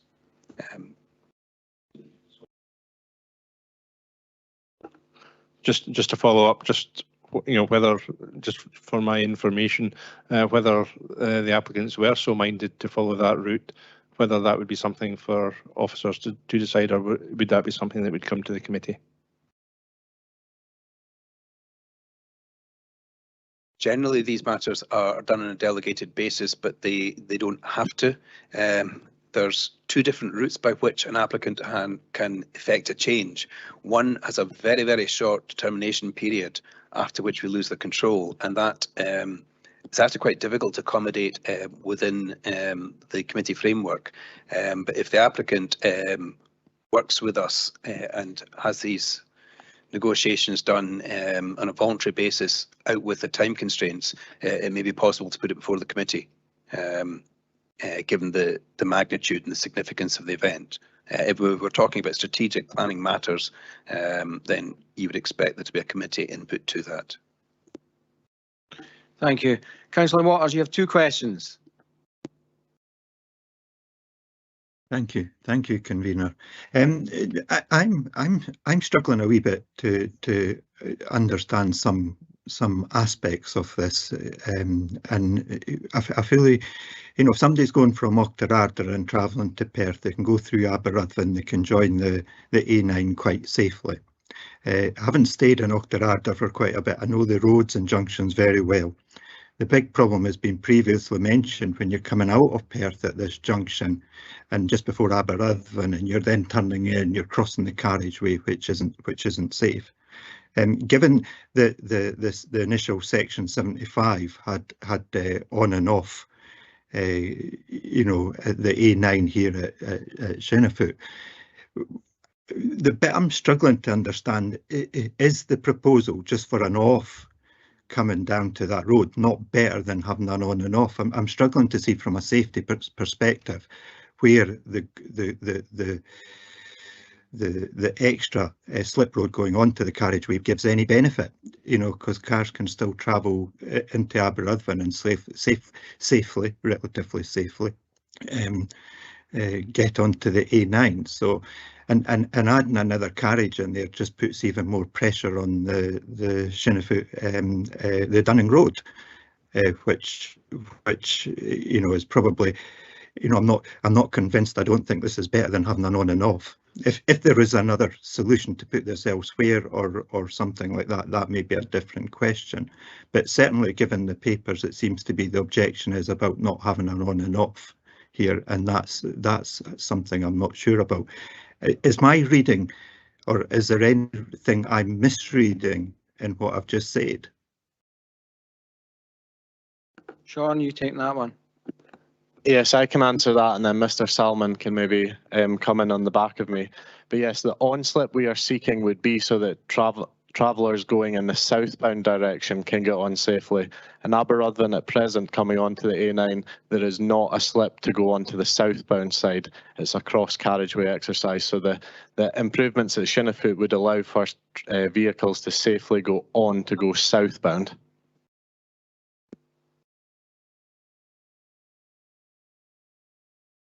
Dean, have you got anything to add? Thank you. I do really think that mostly covers it. So in terms of Transport Scotland's position, their primary concern in terms of road safety obviously is the right-hand turn at grade movements.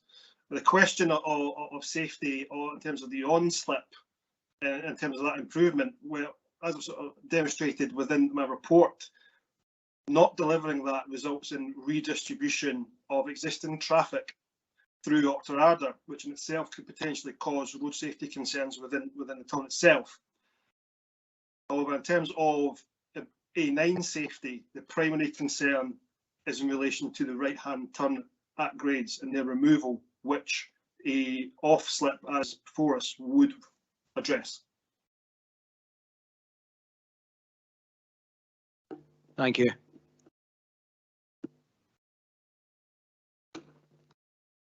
Councillor Drysdale, you've got a further question. I do, thank you. I just wondered how far short are we of delivering on the ambitions for Auchterarder in the current local development plan?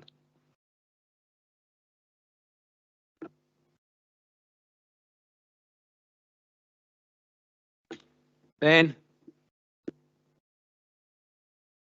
Good afternoon, Convener and Councillor. I'm Ben Wilson, Service Manager responsible for, among other things, the development plan team. Can I just check, is this in terms of housing numbers? Question. Yes, yes.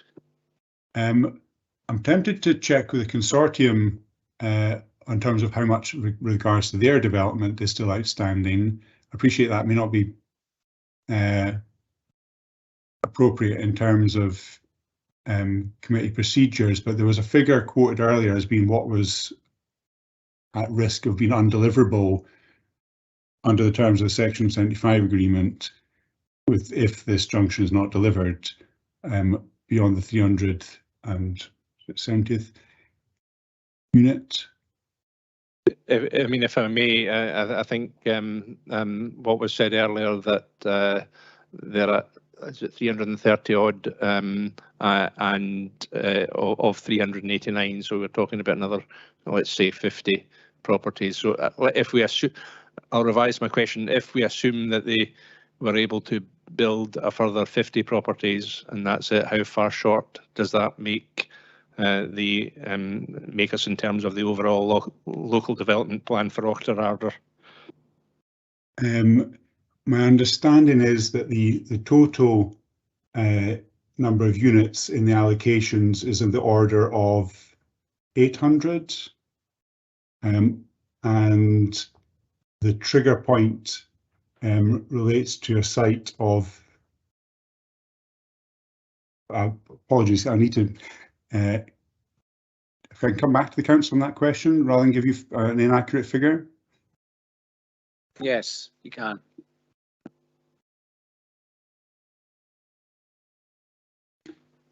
I'm happy to wait for that information, but I do need that information to help me make my decision.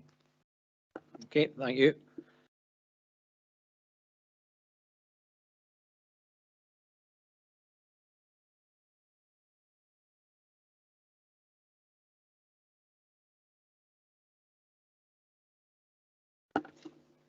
Councillor Braun, you have a question.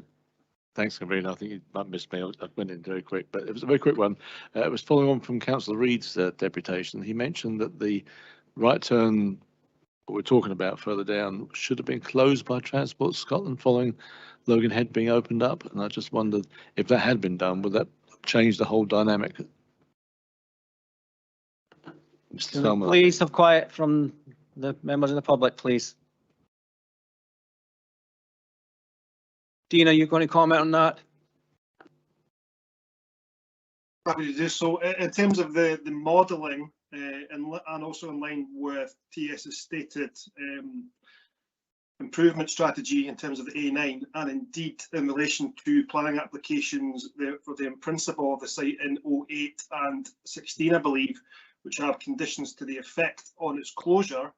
The modelling took that into account in terms of assumptions of closures at both Aberystwyth and the 824, as you referred to.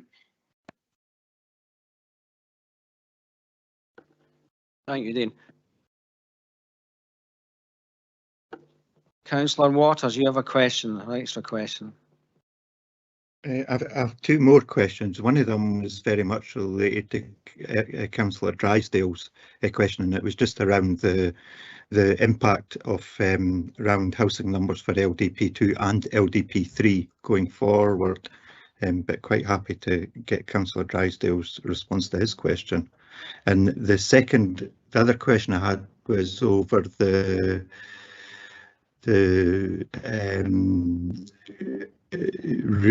reasoning behind the issues over the not accepting the commuted sum over the loss of trees. A wee bit more in detail on that as well, please.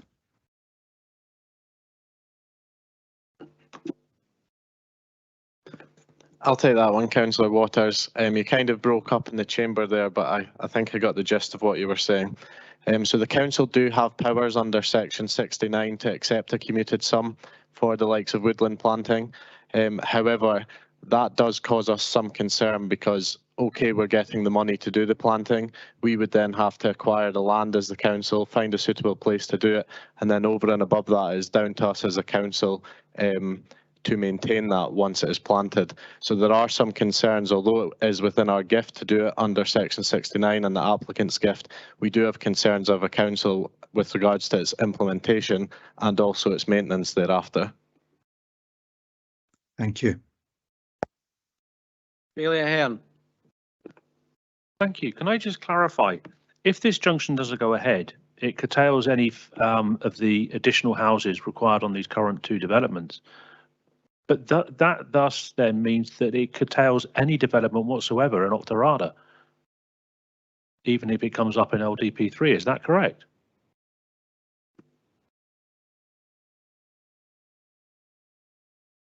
The traffic impacts of any development would have to be fully considered. The restrictions are on this planning permission and the consideration of that one, and any further proposals for development in Octorada would be considered on the merits, and if there were impacts on the trunk road network or local road network that required upgrading, then that would be a requirement of those planning permissions. But surely the section 75 and the restrictions moving forward are because of the impact on the roads through Octorada and surrounding and above them.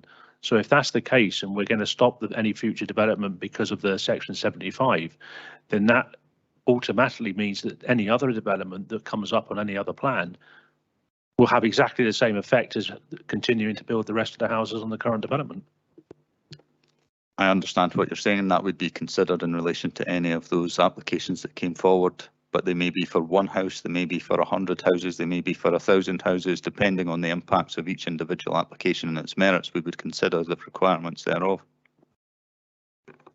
I can just jump in there. For clarity, the 389 trigger is associated with the section 75, and the section 75 is tied to the land of the Octorada expansion. So that wouldn't prevent further properties in Octorada itself. It's only those that are deemed to be part of the Octorada expansion.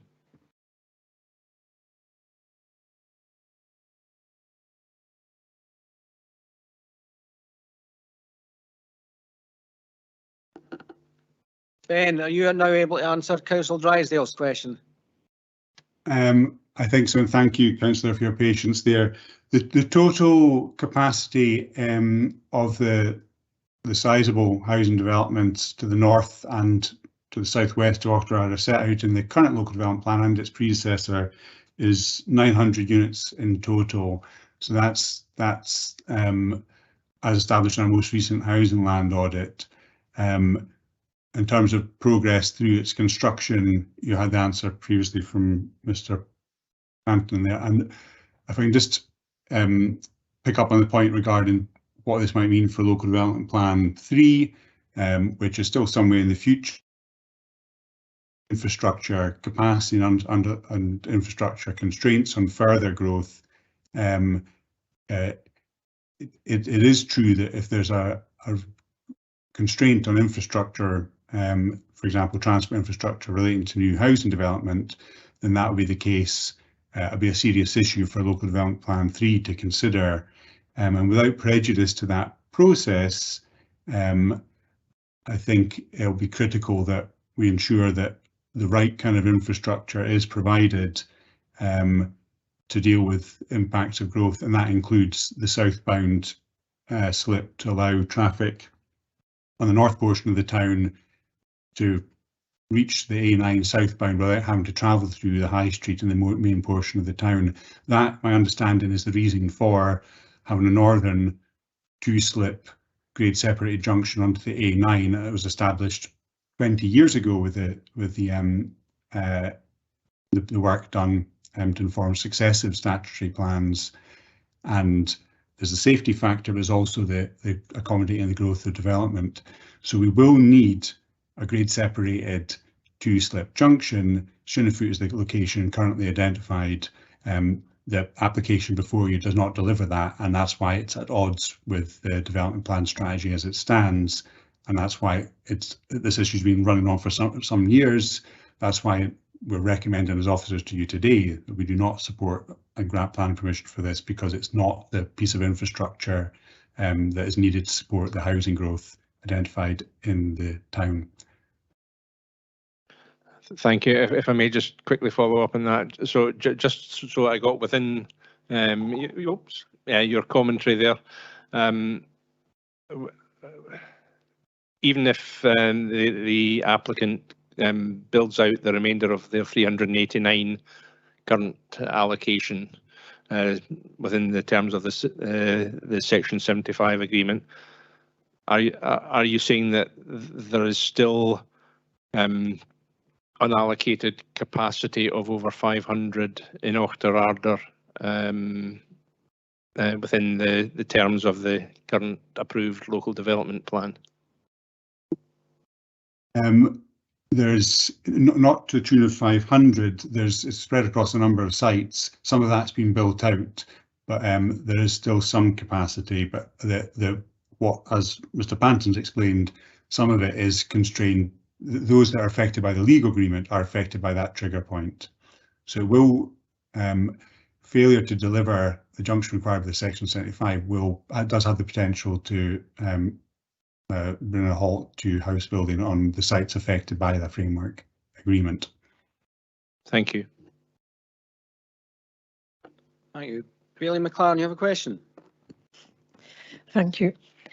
Well, my question is in regard to the £400,000 that are in funds and have yet to be spent, which has been brought to our attention. I would just like to ask the officers, is there a potential that this money could assist with safety within Auchterarder town, as was suggested?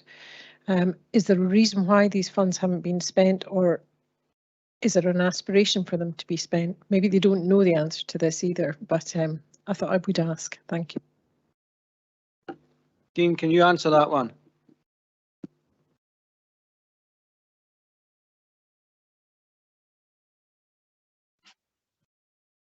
I believe that maybe one for the planners to clarify in terms of the various funding mechanisms. I believe they're in relation to sort of placemaking and various other things, rather than the intervention of as yet unidentified road safety measures, or indeed other improvements that may mitigate it. Ben, have you got something to that? Is this the escrow fund that was referred to previously, which is a different sum, or is this the community facilities fund? Apologies, councillor, if you can clarify just what the reference or maybe I'll give an answer and see if, based on my understanding, and see if that answers the question. There's a sum of money building up in an escrow fund contributed by the consortium members, which I believe is intended for the junction action, and that's what would then be drawn down for the construction of the junction. There's separately, under the terms of the legal agreement, there's funding for community and sports facilities. That's unrelated to transport measures, and that's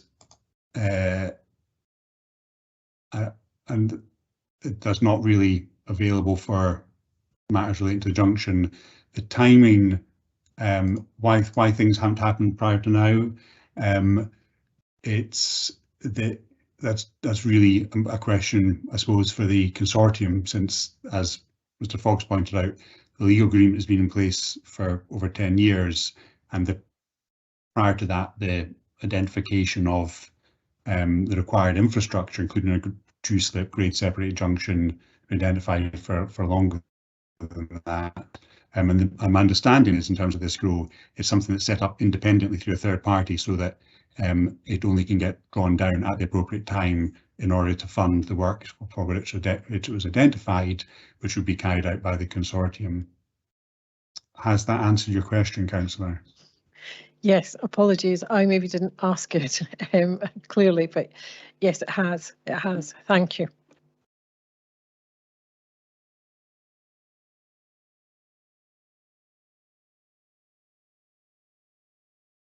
Bailey Williamson. Thank you, Convener. My question is about there is a fund. It's an A9 Octorada Junction Improvement Developer Contribution, and that accordingly the August 2022 report suggests there's £10,000 sat in that. Is that the fund that we're referring to, or the developers were referring to, or is that a completely different junction altogether? In all honesty, I'm not sure what fund is being referred to. The Section 75 is very complex, and there are various monies coming in for various purposes. We could do a report for the committee if you wanted, but that's not information that we can easily respond to at this point. It's unclear as to what's being referred to. Thank you. I see there are no more questions. I won't ask for a motion because I'll put one forward myself. Section 75 is a legal agreement between the landowner and the council. Section 75 planning agreement is enforceable by Perth and Kinross Council against the owners of the land and their successors in title. This means that if the landowner or their successors in title are in breach of the terms and provisions of the planning agreement, the council can take enforcement action against them or any successors in title. As has been stated within this report, under Section 69 of the Local Government Scotland Act 1973, a single lump sum payment can be secured via a legal agreement, and it is at discretion of this committee whether to accept these offers. The application before us today for a single southbound slip and one-off lump sum payments of £20,000 for the loss of woodland and £100,000 to carry out road improvements in Octorada is, in my opinion, not an acceptable alternative to, in particular, the provision of a dual slip to which the applicants committed to in 2013. The advice of our own transport team is that the proposal before us today would have an unacceptable impact on our local roads network. I believe a clear message must be sent out to developers by both officers, by this planning committee, and by Perth and Kinross Council that we as a planning authority will not accept inadequate payment as an alternative to the developers carrying out their obligations under an agreed Section 75, providing the transport infrastructure of a standard expected by our own transport planning team. Accordingly, I move that this application is refused for the reasons given in the report of handling. Do I have a seconder? I'm happy to second that on the grounds of there is a reason why we have a Section 75 in place, and people have to be held to that agreement. I see we have an amendment from Councillor Drysdale. you want to speak to the amendment? I certainly do, yeah. Convener, what you've just read out there seems to me to contradict what Mr. Fogg said earlier in response to my question around the ability to vary by negotiation a Section 75 agreement, and that the council oblique this committee could consider that. That's not what you just said. So I'm opposed to the motion. Furthermore, and more significantly in my mind than that, is for me, the primary issue here is one of road safety.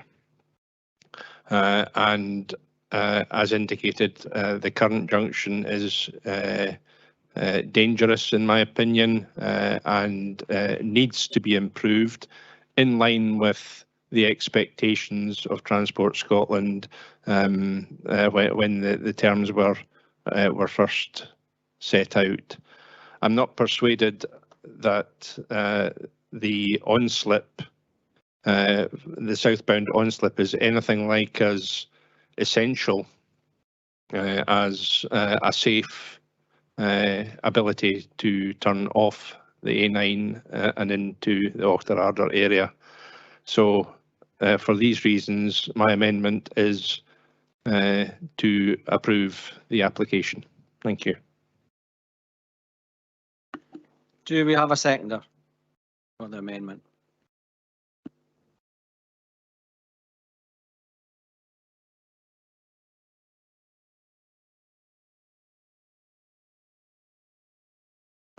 No seconder for the amendment.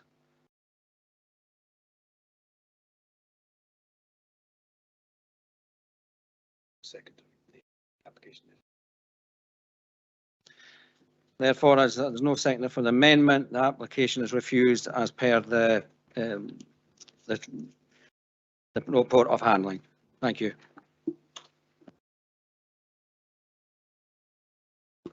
Can I ask the committee if they agree that we take a lunch break now for 1 hour?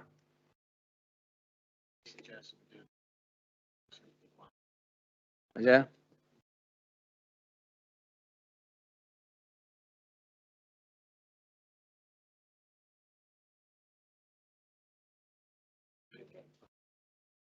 It's been a long haul sustained adaptation. We agreed. Have we agreed to have a hour's break? I'm happy with that, but I'm going to have to say that I won't be returning. I have my injections in my arms this afternoon, and I'm not going to miss that. So I won't be returning.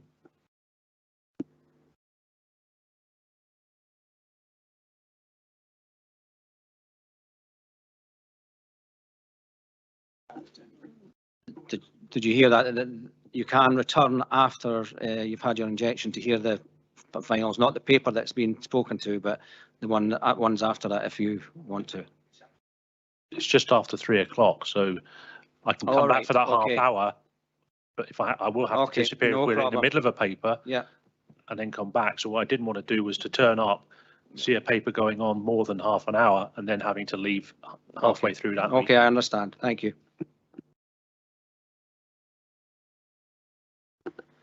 So we'll come back here at 2:30.